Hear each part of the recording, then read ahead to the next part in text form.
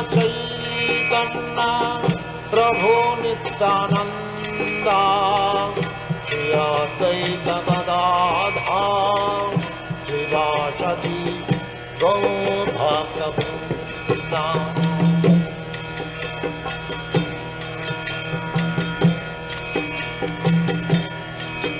हरे कृष्ण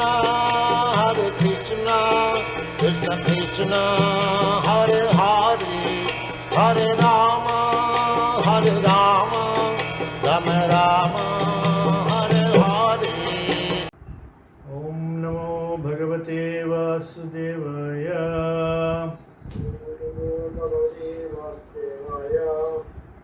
नामश्रेष्ठं मनुमपि सचिपुत्रमत्र स्वरूपं रूपं तस्याग्रजमुरुपुरीं माधुरीं गोष्ठवतीं राधाकुण्डं गिरिवरमहो राधिका माधवासां प्राप्तो यस्य प्रतितकृपया ശ്രീഗുരും തം നതോസ്മി. ഇന്ന് നമ്മൾ കാണാൻ പോകുന്നത് ആദിലീലയിലെ 10ാമത്തെ അധ്യായമാണ്. ചൈതന്യ വൃക്ഷത്തിന്റെ ശാഖകളും ഉപശാഖകളും എന്നാണ് ഈ അധ്യായം അറിയപ്പെടുന്നത്. ഈ അധ്യായത്തിൽ 164 ശ്ലോകങ്ങളാണുള്ളത്. മാത്രമല്ല ഈ അധ്യായത്തിൽ ഭഗവാന്റെ വിവിധ ശാഖകളെയും ഉപശാഖകളെയും കുറിച്ചാണ് പറയുന്നത് എന്നതിനാൽ തന്നെ ധാരാളം ഭഗവത് ഭക്തന്മാരെ കുറിച്ചിട്ടുള്ള വിവരങ്ങൾ ഈ അധ്യായത്തിൽ അടങ്ങുന്നുണ്ട്. പക്ഷേ ഈ അധ്യായത്തിൽ ഈ പറയുന്ന ഭക്തശ്രേഷ്ഠന്മാരുടെ എല്ലാം ഒരു അവതരണം അല്ലെങ്കിൽ ഒരു ഇൻട്രൊഡക്ഷനാണ് കൃഷ്ണദാസ കവിരാജ ഗോസ്വാമി നൽകിയിരിക്കുന്നത്. പിന്നീട് ശ്രീ ചൈതന്യ ചരിതാമൃതത്തിൽ ഈ അധ്യായത്തിൽ നമ്മൾ ഇപ്പോൾ കാണാൻ പോകുന്ന ഇവരെല്ലാവരും എപ്രകാരം മഹാപ്രഭുവിൻ്റെ ലീലകളിൽ പങ്കെടുക്കുന്നു എന്നത് നമുക്ക് ചൈതന്യ ചരിതാമൃതത്തിൻ്റെ പല ഭാഗങ്ങളിലായിട്ട് കാണുവാൻ കഴിയും. അപ്പോൾ എപ്പോഴും പോലെ കൃഷ്ണദാസ കവിരാജ ഗോസ്വാമി ചൈതന്യ മഹാപ്രഭുവിന് പ്രണാമം അർപ്പിച്ചുകൊണ്ടാണ് ഈ അധ്യായവും തുടങ്ങുന്നത്. ശ്രീ ചൈതന്യ പദാംഭോജ മധുപേഭ്യോ നമോ നമഃ കഥാഞ്ചിത് ആശ്രയാദ്യേഷാം സ്വാപി തദ്ഗന്ധ ഭാഗ് ഭവേത്. ഞാൻ വീണ്ടും വീണ്ടും ശ്രീ ചൈതന്യ മഹാപ്രഭുവിൻ്റെ പാദപദ്മങ്ങളിൽ ഇരിക്കുന്ന മധു, അതായത് തേനീച്ചകളെ പോലെ ശ്രീ ചൈതന്യ മഹാപ്രഭുവിൻ്റെ പാദപദ്മങ്ങളിലുള്ള തേൻ നുകരുന്ന ഭക്തന്മാർക്ക് ഞാൻ വീണ്ടും വീണ്ടും എൻ്റെ പ്രണാമങ്ങൾ അർപ്പിക്കുകയാണ്. ഒരു നായയെ പോലെയുള്ള അഭക്തന് പോലും ഈ ഭക്തന്മാരുടെ ആശ്രയം സ്വീകരിക്കുന്നതിലൂടെ ആ കമലത്തിൻ്റെ, ആ താമരയുടെ സുഗന്ധം നുകരുവാൻ കഴിയും എന്ന് ഇവിടെ പറയുകയാണ്. ശ്രീല പ്രഭുപാദർ ഇതിനോട് ചേർത്ത് പറയുന്നുണ്ട്, സാധാരണയായിട്ട് നായകൾക്ക് ഒട്ടും തന്നെ ഒരു ഭക്തനാകാനുള്ള ലക്ഷണമോ അല്ലെങ്കിൽ അങ്ങനത്തെ സ്വഭാവങ്ങളൊന്നും ഒരിക്കലും നായകൾ പ്രകടിപ്പിക്കുന്നതായിട്ട് നമ്മൾ കാണുന്നില്ല. എന്ന് മാത്രമല്ല പ്രഭുപാദർ പറയുന്നുണ്ട്, എനിക്ക്, അതായത് പ്രഭുപാദർക്ക് അനുഭവമുണ്ട്, അതായത് തുളസിച്ചെടി കണ്ടാൽ ഉടൻ തന്നെ മൂത്രമൊഴിക്കുന്ന സ്വഭാവമുള്ള നായകളെ പ്രഭുപാദർ നേരിട്ട് കണ്ടിട്ടുണ്ട് എന്നിവിടെ പ്രഭുപാദർ തന്നെ പറയുന്നുണ്ട്. എന്ന് വെച്ചാൽ നായകൾക്ക് അത്ര പോലും ഭക്തിയോട് ഒരു വാസനയില്ല എന്നാണ് ചുരുക്കത്തിൽ പറയുകയാണെങ്കിൽ. അപ്പോൾ പ്രഭുപാദർ പറയുന്നത് ഇവിടെ ഇപ്പൊ ഈ ഒരു അധ്യായത്തിൽ മാത്രമല്ല, നമ്മൾ കഴിഞ്ഞ 3 അധ്യായങ്ങളിലായിട്ട് നമ്മൾ കണ്ടുവരുന്നത് എന്താണ്? കൃഷ്ണദാസ കവിരാജ ഗോസ്വാമി തന്നെ ഒരു നായയോടാണ് ഉപമിക്കുന്നത്. അപ്പോൾ ഇത് കൃഷ്ണദാസ കവിരാജ ഗോസ്വാമിയുടെ സ്റ്റാൻഡേർഡ് എന്താണെന്ന് നമുക്ക് എല്ലാവർക്കും അറിയാം. അപ്പോൾ ഗൗഡീയ വൈഷ്ണവർക്ക് ഉള്ള ഒരു വളരെ വലിയൊരു സവിശേഷതയാണിത്. അതായത് എല്ലായ്പ്പോഴും തന്നെ, അതായത് ഞാൻ എന്ന ഭക്തനെ ഏറ്റവും താഴത്തെ തലത്തിൽ സ്വയം കാണുക എന്നുള്ളത് ഗൗഡീയ വൈഷ്ണവരുടെ നമ്മുടെ ആ ഒരു ആചാരത്തിലും നമ്മുടെ പ്രചാരത്തിലുമെല്ലാം അതായിരിക്കണം ഏറ്റവും മുന്നിൽ നിൽക്കുന്നത്. അതിനിപ്പോൾ കാണുമ്പോൾ ഒരു അല്പം അതിഭാവുകത്വം ഉണ്ട് എന്ന് തോന്നും ചിലപ്പോഴൊക്കെ. പക്ഷേ കൃഷ്ണദാസ കവിരാജ ഗോസ്വാമിയോ അല്ലെങ്കിൽ ഭക്തി വിനോദ ഠാക്കൂറോ അല്ലെങ്കിൽ നരോത്തം ദാസ് ഠാക്കൂറോ അങ്ങനെയുള്ള ഏതൊരു ചൈതന്യ മഹാപ്രഭുവിൻ്റെ പാർഷദരെ എടുത്ത് നോക്കിയിട്ടുണ്ടെങ്കിൽ ഇവരെല്ലാവരും ഈ വിനമ്രത എന്തായിരിക്കണം, ഞാൻ എന്നെ എങ്ങനെയാണ് കാണേണ്ടത് എന്നുള്ളത് വലിയൊരു പാഠമാണ്. ഇത് നമുക്ക് മറ്റുള്ള ശാഖകളിൽ എവിടെയും കാണാൻ പറ്റില്ല. പൊതുവെ നമ്മൾ എന്താണ് കാണുന്നത്?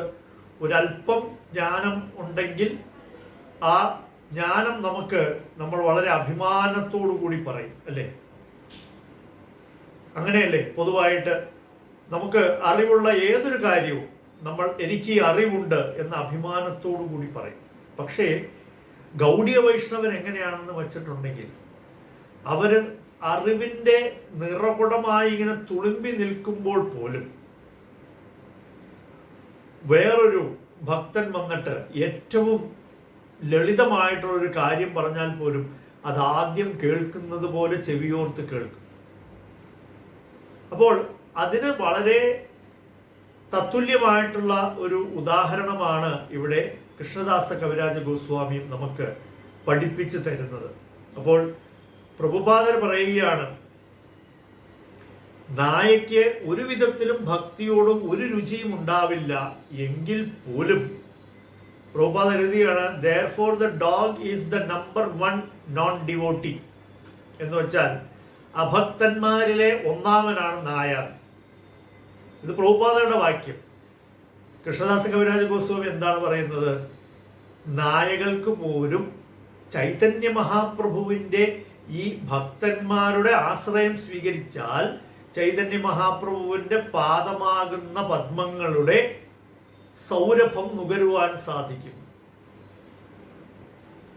വളരെ ഒരൊറ്റ ശ്ലോകം തന്നെ നമുക്ക് ഇരുന്ന് പഠിക്കുകയാണെങ്കിൽ 2-3 ദിവസം ഇത് വീണ്ടും വീണ്ടും വായിച്ച് ഉൾക്കൊള്ളുവാൻ മാത്രം അത്രയ്ക്ക് ഗഹനമായ വിഷയം അടങ്ങിയിരിക്കുന്ന ഒന്നാണ് ഈ ശ്രീ ചൈതന്യ ചരിതാമൃതം എന്ന് പറയുന്നത്.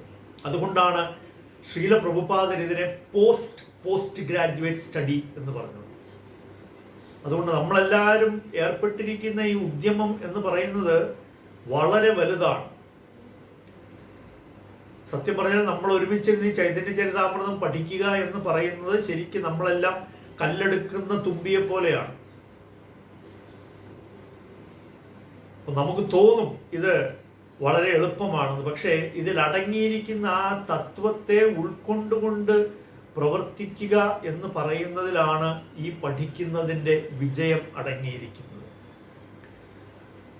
അതിനുശേഷം അദ്ദേഹം ശ്രീ ചൈതന്യ മഹാപ്രഭുവിനെയും നിത്യാനന്ദ പ്രഭുവിനെയും അദ്വൈതചന്ദ്രനെയും ഗൗരഭക്ത വൃന്ദത്തെയും എല്ലാം വീണ്ടും നമസ്കരിച്ചുകൊണ്ട് തുടങ്ങുകയാണ്.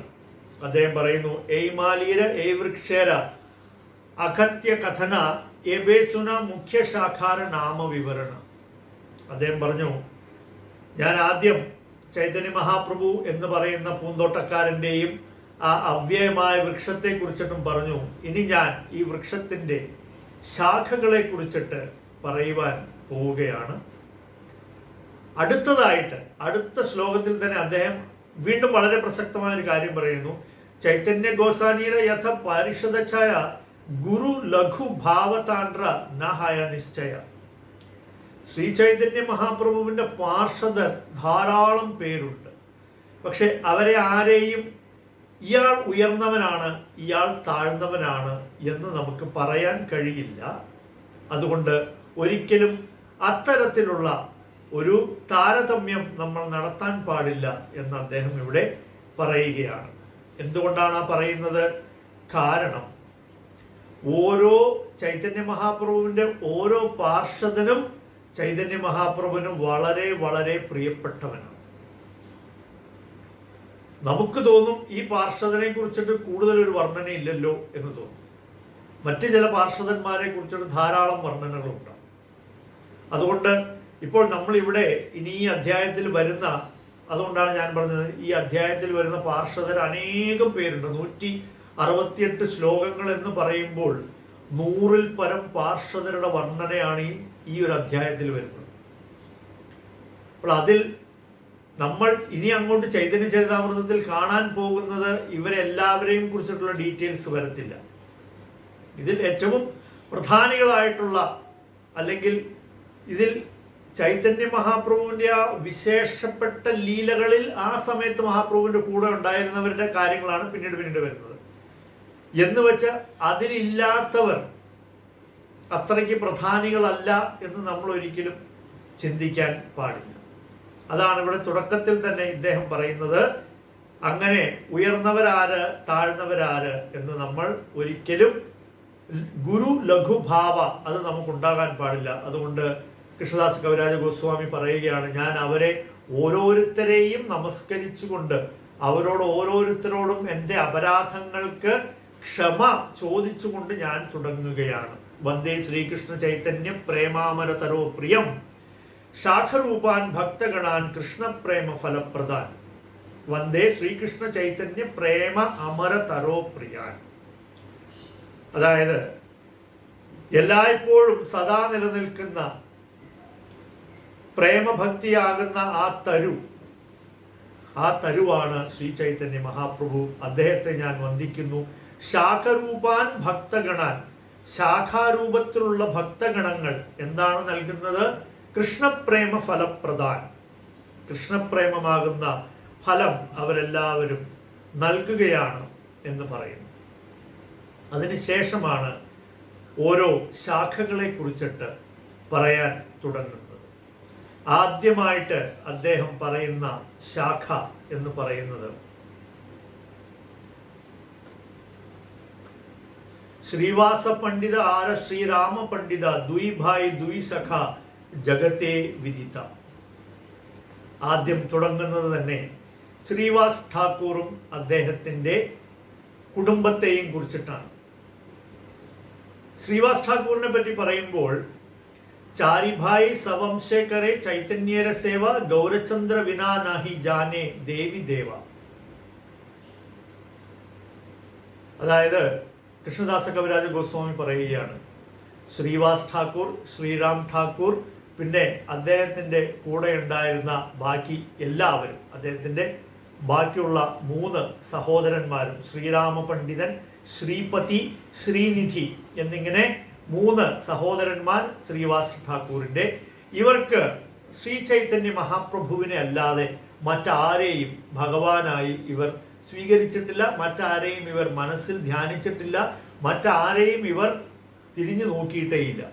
ഇതിനെയാണ് നമ്മൾ ഏകാന്ത ഭക്തി എന്ന് പറയുന്നത്. ശ്രീല പ്രഭുപാദർ അതിൽ പറയുന്നുണ്ട്. ആ ശ്ലോകങ്ങളുടെ ഭാവാർത്ഥത്തോടനുബന്ധിച്ച് ശ്രീല പ്രഭുപാദർ പറയുകയാണ്, ഇത് പരിശുദ്ധ ഭക്തന്റെ ലക്ഷണമാണ്. അതുകൊണ്ടാണ് ശ്രീവാസ് ആദി ഗൗരഭക്ത വൃന്ദ എന്ന് നമ്മൾ പറയുമ്പോൾ ഗൗരഭക്ത വൃന്ദത്തിന്റെ തലവനാണ് ശ്രീവാസ് ഠാക്കൂർ. അപ്പോൾ അദ്ദേഹത്തിന്റെ സ്വഭാവമാണ് ഇവിടെ പറയുന്നത്.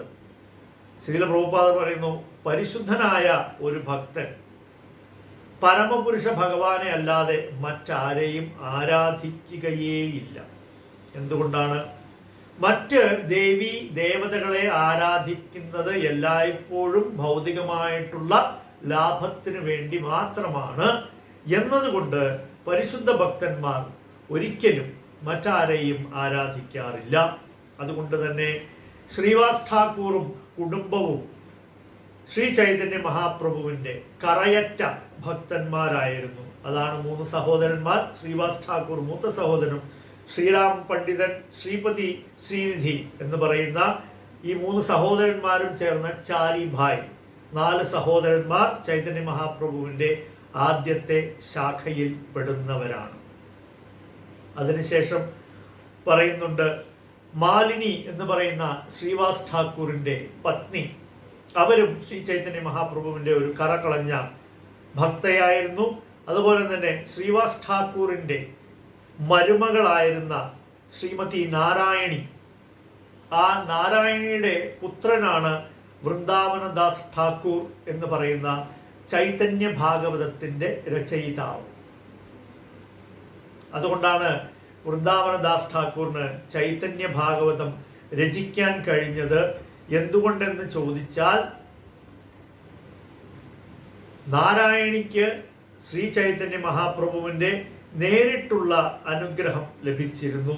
ആകയാൽ അദ്ദേഹത്തിന്, ആർക്ക്, വൃന്ദാവനദാസ് ഠാക്കൂറിന് ചൈതന്യ ഭാഗവതം എന്ന ഗ്രന്ഥം എഴുതാൻ കഴിഞ്ഞിരുന്നു. അതിനുശേഷം അടുത്തതായിട്ട് പറയുന്നത് ആചാര്യരത്നം എന്ന് അറിയപ്പെടുന്ന ശ്രീ ചന്ദ്രശേഖര ആചാര്യൻ. ശ്രീ ചന്ദ്രശേഖര ആചാര്യനെ പറ്റി പറയുകയാണെങ്കിൽ, ചന്ദ്രശേഖര ആചാര്യന്റെ ഗൃഹത്തിൽ വച്ചിട്ടാണ് ശ്രീ ചൈതന്യ മഹാപ്രഭുവിന്റെ വളരെ വിശിഷ്ടമായിട്ടുള്ള അനേകം നാടകങ്ങൾ അരങ്ങേറിയിട്ടുള്ളത്. ശ്രീ ചൈതന്യ മഹാപ്രഭുവും അദ്ദേഹത്തിന്റെ പാർഷദരും ചേർന്ന് നവദ്വീപിൽ ഉണ്ടായിരുന്നപ്പോൾ, ഇത് ഞാൻ പറയുന്നത് ആദിലീലയിൽ ഭഗവാൻ സന്യാസം സ്വീകരിക്കുന്നതിന് മുൻപായിട്ടുള്ള സമയങ്ങളിൽ ഭഗവാൻ തൻ്റെ സങ്കീർത്തന പ്രസ്ഥാനം ഉദ്ഘാടനം ചെയ്തതിന് ശേഷം ശ്രീവാസ് ഠാക്കൂറിന്റെ ഗൃഹത്തിലാണ് ഏറ്റവും വലിയ കീർത്തനങ്ങൾ നടന്നുകൊണ്ടിരുന്നത്. ആ കീർത്തനം എന്ന് പറയുന്നത് 3 ലോകങ്ങളെയും പ്രകമ്പനം കൊള്ളിക്കുന്ന തരത്തിലുള്ള കീർത്തനങ്ങളാണ്. ശ്രീവാസ് ഠാക്കൂറിന്റെ വീട്ടിൽ വൈകുന്നേരം കീർത്തനം തുടങ്ങിയാൽ രാവിലെ വരെ കീർത്തനം തുടരും. അതുപോലെ ചന്ദ്രശേഖര ആചാര്യന്റെ വീട്ടിൽ പോയിട്ട് ഇവർ ഇപ്രകാരത്തിലുള്ള നാടകങ്ങൾ അവതരിപ്പിക്കുമായിരുന്നു. ഒരു നാടകത്തിൽ ചൈതന്യ മഹാപ്രഭു പറയുകയാണ്, ഇത് ചൈതന്യ ഭാഗവതത്തിൽ ഉള്ള ഒരു ലീലയാണ്. അദ്ദേഹം, ചൈതന്യ മഹാപ്രഭു, സദാശിവ ബുദ്ധിമന്ത ഖാൻ എന്ന് പറയുന്ന മറ്റൊരു ഭക്തനോട് പറഞ്ഞു, ഇന്ന് വൈകുന്നേരം നമ്മൾ ചന്ദ്രശേഖര ആചാര്യന്റെ ഗൃഹത്തിൽ ഒരു നാടകം നമ്മൾ നടത്താൻ പോവുകയാണ്. അതിൽ ഇന്ന ഭക്തന്മാർ ഇന്ന ഭൂമികകൾ അവർ പങ്കെടുക്കണം. എന്നിട്ട് അദ്ദേഹം പറഞ്ഞു, ഞാൻ ഈ നാടകത്തിൽ ലക്ഷ്മി ദേവിയായിട്ടാണ് വരാൻ പോകുന്നത്. അതുകൊണ്ട് ലക്ഷ്മി ദേവിക്ക് വേണ്ടുന്ന എന്തെല്ലാം അലങ്കാരങ്ങളുണ്ടോ അതെല്ലാം നിങ്ങൾ അതിന് വേണ്ടുന്ന ക്രമീകരണങ്ങളെല്ലാം നടത്തണം എന്ന് പറഞ്ഞു. അത് കേട്ട ഉടനെ തന്നെ ബുദ്ധിമന്ത ഖാൻ മഹാപ്രഭുവിന് ധരിക്കാനുള്ള ആടയും ആഭരണങ്ങളും മറ്റു കാര്യങ്ങളുമെല്ലാം ക്രമീകരിക്കുവാൻ വേണ്ടി അദ്ദേഹം നടക്കുന്നു. അതിനുശേഷം അദ്വൈതാചാര്യനും ശ്രീവാസ പണ്ഡിതനും അവർ രണ്ടുപേരും പറഞ്ഞു, ഞങ്ങൾ രണ്ടുപേരും ഇന്ദ്രിയ നിയന്ത്രണമില്ലാത്ത ഗൃഹസ്ഥന്മാരായതുകൊണ്ട് ഞങ്ങൾക്ക് ഈ നാടകം കാണുവാനുള്ള യോഗ്യതയില്ല. അപ്പോ ഇത് കേട്ടപ്പോൾ മഹാപ്രഭു പറഞ്ഞു, ഈ ഒരു ദിവസത്തേക്ക് നിങ്ങൾ രണ്ടുപേരും വലിയ യോഗികളായി തീരുക. എന്നിട്ട് ഇരുന്നിട്ട് എൻ്റെ നാടകത്തിൽ ഞാൻ ലക്ഷ്മി ദേവിയായിട്ട് നൃത്തം വയ്ക്കുന്നത് നിങ്ങൾ കണ്ടുകൊള്ളുക എന്ന് പറഞ്ഞു. ഇവർ മാത്രമല്ല നാടകം കാണാൻ വന്നത്. അവിടെ വൃന്ദാവൻദാസ് ഠാക്കൂർ പറയുകയാണ്, സച്ചി മാതാവും വിഷ്ണുപ്രിയ ദേവിയും കൂടി വന്നു ഭഗവാന്റെ നാടകം കാണുവാനായിട്ട്. അതിൽ അദ്വൈതാചാര്യനാണ് വിദൂഷകനായിട്ട് വേഷമിട്ടത്. ഹരിദാസ് ഠാക്കൂർ ഒരു വേഷമിട്ടു. ശ്രീവാസ പണ്ഡിതൻ നാരദമുനിയായിട്ട് വന്നു. മുകുന്ദ എന്ന് പറയുന്ന മഹാപ്രഭുവിന്റെ ബാല്യകാല സുഹൃത്താണ് കൃഷ്ണകീർത്തനം നയിച്ചത്. ഹരിദാസ് ഠാക്കൂർ നൃത്തം ചെയ്തുകൊണ്ടുവരുന്നു. ശ്രീവാസ പണ്ഡിതൻ നാരദമുനിയായിട്ട് സംസാരിക്കുന്നു. അങ്ങനെ ഓരോരുത്തരും നാടകം എന്ന് പറഞ്ഞിട്ടുണ്ടെങ്കിൽ ഏറ്റവും നാടകീയമായ രീതിയിൽ തന്നെ. കുന്തിദേവി കൃഷ്ണനെ കുറിച്ച് പറയുന്നുണ്ടല്ലോ, നട്ടോ നാട്യധരോ യഥ എന്ന്. അതായത് നാട്യത്തിലേക്ക് ഇറങ്ങിക്കഴിഞ്ഞാൽ പിന്നെ ഭഗവാനെ തോൽപ്പിക്കാൻ അവിടെ ആരുമില്ല. ശ്രീ ചൈതന്യ മഹാപ്രഭുവും അങ്ങനെ തന്നെയാണ്. അതുകൊണ്ടാണ് നമ്മുടെ ഗൗഡീയ വൈഷ്ണവ സമ്പ്രദായത്തിൽ ഭഗവത് ലീലകളെ നാടക രൂപത്തിൽ അവതരിപ്പിക്കുകയും അതിലൂടെ ഭക്തന്മാരെല്ലാവരും ഭഗവത് സ്മരണത്തിൽ ഏർപ്പെടുന്നതും നമ്മുടെ ഭക്തിയുത സേവനത്തിന്റെ ഒരംഗമായിട്ട് കണക്കാക്കപ്പെടുന്നുണ്ട്. അതിനു വേണ്ടിയിട്ടാണ് നമ്മൾ ഈ നാടകങ്ങളെല്ലാം നടത്തണം എന്ന് ആചാര്യന്മാർ പറഞ്ഞിട്ടുള്ളത്. അപ്പോൾ ഭക്തി സിദ്ധാന്ത സരസ്വതി ഠാക്കൂർ ഇതിനെ കുറിച്ചിട്ട് പറയുന്നുണ്ട്. അദ്ദേഹം പറയുന്നത്, എല്ലാവരും, അതായത് ഭഗവത് കഥയെ എപ്പോഴും നാടകീയമായിട്ട് നമ്മൾ ഒരു നാടകമായിട്ട് അരങ്ങേറുമ്പോൾ അതിൽ ഈ ഭക്തന്മാരായിട്ട് അഭിനയിക്കുന്നവർ പോലും അവരെല്ലാവരും ഭക്തന്മാർ തന്നെ ആയിരിക്കണം. ഭക്തി സിദ്ധാന്ത സരസ്വതി പറയുകയാണ്, അല്ലാതെ നാടകത്തിൽ നാരദനും ജീവിതത്തിൽ വേറെ ഒരാളും ആവരുത് എന്ന് അദ്ദേഹം പറയുന്നുണ്ട്. അപ്പോൾ അങ്ങനെ ഈ ചന്ദ്രശേഖര ആചാര്യൻ എന്ന് പറയുന്ന ആചാര്യരത്ന എന്നറിയപ്പെടുന്ന അദ്ദേഹത്തിന്റെ ഗൃഹത്തിൽ വച്ചിട്ട് ഇത്തരത്തിൽ അതിസുന്ദരമായ ഒരു നാടകം അവിടെ അരങ്ങേറി. അതിനുശേഷം അതേ നാടകത്തിൽ മഹാപ്രഭു രുക്മിണി ദേവിയായിട്ട്, അതേ നാടകത്തിൽ മഹാപ്രഭു രുക്മിണി ദേവിയായിട്ട് അഭിനയിച്ചു. എന്നിട്ട് എങ്ങനെയാണോ രുക്മിണി ദേവി ശ്രീകൃഷ്ണന് ശ്രീമദ് ഭാഗവത്തിൽ ആ കത്ത് എഴുതിയത് പറയുകയാണ്. ഇവിടെ വൃന്ദാവൻദാസ് ഠാക്കൂർ പറയുന്നു, രുക്മിണി ദേവി ഏതൊരു ഭാവത്തിലാണോ ആ കത്ത് രചിച്ചത്, മഹാപ്രഭു അത് ആ നാടകത്തിൽ അവതരിപ്പിച്ചപ്പോൾ അവിടെ കൂടിയിരുന്ന വൈഷ്ണവരെല്ലാവരും തന്നെ അവരുടെ എല്ലാം കണ്ണുകളിൽ ആനന്ദാശ്രുക്കൾ നിറഞ്ഞു. കാരണം അവർക്ക് സാക്ഷാത് അവിടെ രുക്മിണി ദേവി ഇരുന്നിട്ട് ശ്രീകൃഷ്ണ ഭഗവാന് കത്തെഴുതുന്നത് പോലെ തോന്നിയത്രേ. അപ്പോൾ മഹാപ്രഭുവിന്റെ നാടകങ്ങൾ എന്ന് പറയുന്നത് ഇങ്ങനെയാണ്. അതിനുശേഷം മഹാപ്രഭു എന്ത് ചെയ്തു എന്ന് വെച്ചാൽ മഹാലക്ഷ്മിയുടെ രൂപം ധരിച്ചിട്ട് അദ്ദേഹം ആ പൂജാമുറിയിൽ ഉണ്ടായിരുന്ന സിംഹാസനത്തിൽ കയറി ഇരുന്നിട്ട് ഗോപിനാഥിന്റെ അവിടെ ഉണ്ടായിരുന്ന വിഗ്രഹം എടുത്ത് തന്റെ മടിയിലിരുത്തി. അങ്ങനെയെല്ലാമുള്ള അനേകം ലീലകൾ മഹാപ്രഭു അരങ്ങേറിയിട്ടുണ്ട്. ആ ഒരു നാടകത്തിന് ശേഷം ചന്ദ്രശേഖര ആചാര്യന്റെ വീട്ടിൽ 7 ദിവസത്തേക്ക് അവിടെ ഒരു ദിവ്യപ്രഭ അങ്ങനെ തന്നെ നിന്നിരുന്നു എന്ന് അവിടെ വൃന്ദാവൻദാസ് ഠാക്കൂർ പറയുന്നുണ്ട്. ഇത് മഹാപ്രഭു ചന്ദ്രശേഖര ആചാര്യൻ എന്ന് പറയുന്ന ആചാര്യരത്നത്തിന്റെ ഗൃഹത്തിൽ അദ്ദേഹം നടത്തിയ ഒരു ലീലയാണ്. അതുപോലെ തന്നെ ചൈതന്യ മഹാപ്രഭു സന്യാസം സ്വീകരിച്ചപ്പോൾ അവിടെ എത്തിപ്പെടാൻ പറ്റിയ ചുരുക്കം ചില ഭക്തന്മാരിൽ ഒരാളായിരുന്നു ചന്ദ്രശേഖര ആചാര്യൻ. അതിന് അടുത്തതായിട്ട് വരുന്ന ശാഖയെക്കുറിച്ച് ഇവിടെ കൃഷ്ണദാസ കവിരാജ ഗോസ്വാമി പറയുന്ന ആ മഹത് വ്യക്തിയാണ് പുണ്ഡരീക വിദ്യാനിധി എന്ന് പറയുന്ന ഒരു മഹാഭക്തൻ. അദ്ദേഹം വളരെ ഒരു ധനികനായ വ്യക്തിയായിരുന്നു. പക്ഷേ പുണ്ഡരീക വിദ്യാനിധിയെ സംബന്ധിച്ചിടത്തോളം ചൈതന്യ മഹാപ്രഭു അദ്ദേഹത്തിന്റെ അടുത്ത് വളരെ വളരെയധികം സ്നേഹം പ്രകടിപ്പിച്ചിരുന്നു. ഒരു പിതൃതുല്യമായ സ്നേഹവും ആദരവും ചൈതന്യ മഹാപ്രഭു പുണ്ഡരീക വിദ്യാനിധിക്ക് നൽകിയിരുന്നു. മാത്രമല്ല ചൈതന്യ മഹാപ്രഭു അദ്ദേഹത്തെ അഭിസംബോധന ചെയ്തിരുന്നത് പ്രേമനിധി എന്ന പേരിലായിരുന്നു. അതായത് ചൈതന്യ മഹാപ്രഭു പുണ്ഡരീക വിദ്യാനിധിക്ക് കൊടുത്തിരുന്ന പേര് പ്രേമനിധി എന്നാണ്. അതായത് ഭഗവത് പ്രേമത്തിന്റെ നിധിയാണ് പുണ്ഡരീക വിദ്യാനിധി എന്ന് ചൈതന്യ മഹാപ്രഭു തിരിച്ചറിഞ്ഞു. മാത്രമല്ല ഗദാധര പണ്ഡിതന്റെ മന്ത്രദീക്ഷ കൊടുത്ത ഗുരുവും പുണ്ഡരീക വിദ്യാനിധിയാണ്. ഇത് ചൈതന്യ മഹാപ്രഭുവിന്റെ വളരെ മധുരതരമായിട്ടുള്ള ഒരു ലീലയാണ്. കാരണം ഗദാധര പണ്ഡിതൻ പുണ്ഡരീക വിദ്യാനിധിയെ കണ്ടപ്പോൾ അദ്ദേഹം തെറ്റിദ്ധരിച്ചു. ഇദ്ദേഹം ഇത്രയും അധികം ആഭരണങ്ങൾ ധരിച്ചിരിക്കുന്നു, പട്ടുടുത്തിരിക്കുന്നു, ഇദ്ദേഹം ഇരുന്നിട്ട് വെറ്റില ചവച്ചുകൊണ്ടിരിക്കുന്നു. ഇതെല്ലാം കണ്ടു കഴിഞ്ഞപ്പോൾ ഗദാധര പണ്ഡിതൻ വന്ന് മഹാപ്രഭുവിനോട് പറഞ്ഞു, ഇങ്ങനെയും ഉണ്ടോ ഒരു ഭക്തൻ, ഇയാളെ കണ്ടിട്ട് ലക്ഷണം ശരിയല്ലല്ലോ എന്ന്. അപ്പോൾ ഗദാധര പണ്ഡിതന്റെ ആ തെറ്റിദ്ധാരണ മാറ്റിക്കൊണ്ടാണ് ചൈതന്യ മഹാപ്രഭു പിന്നീട് ഗദാധര പണ്ഡിതനോട് പറഞ്ഞു, അങ്ങ് ഇദ്ദേഹത്തിൽ നിന്ന് തന്നെ മന്ത്രദീക്ഷ സ്വീകരിക്കണമെന്ന്. അതുകൊണ്ട് പുണ്ഡരീക വിദ്യാനിധിയും ചൈതന്യ മഹാപ്രഭുവിന്റെ ലീലയിലെ വളരെ വളരെ പ്രധാനപ്പെട്ട ഒരു വ്യക്തിത്വമാണ് അദ്ദേഹം. ഇനി അങ്ങോട്ട് നമ്മൾ ചൈതന്യ ചരിതാമൃതം വായിച്ചു പോകുമ്പോൾ പുണ്ഡരീക വിദ്യാനിധി അനേകം സ്ഥലങ്ങളിൽ പ്രത്യക്ഷപ്പെടുന്നതായിട്ട് നമുക്ക് കാണുവാൻ കഴിയും.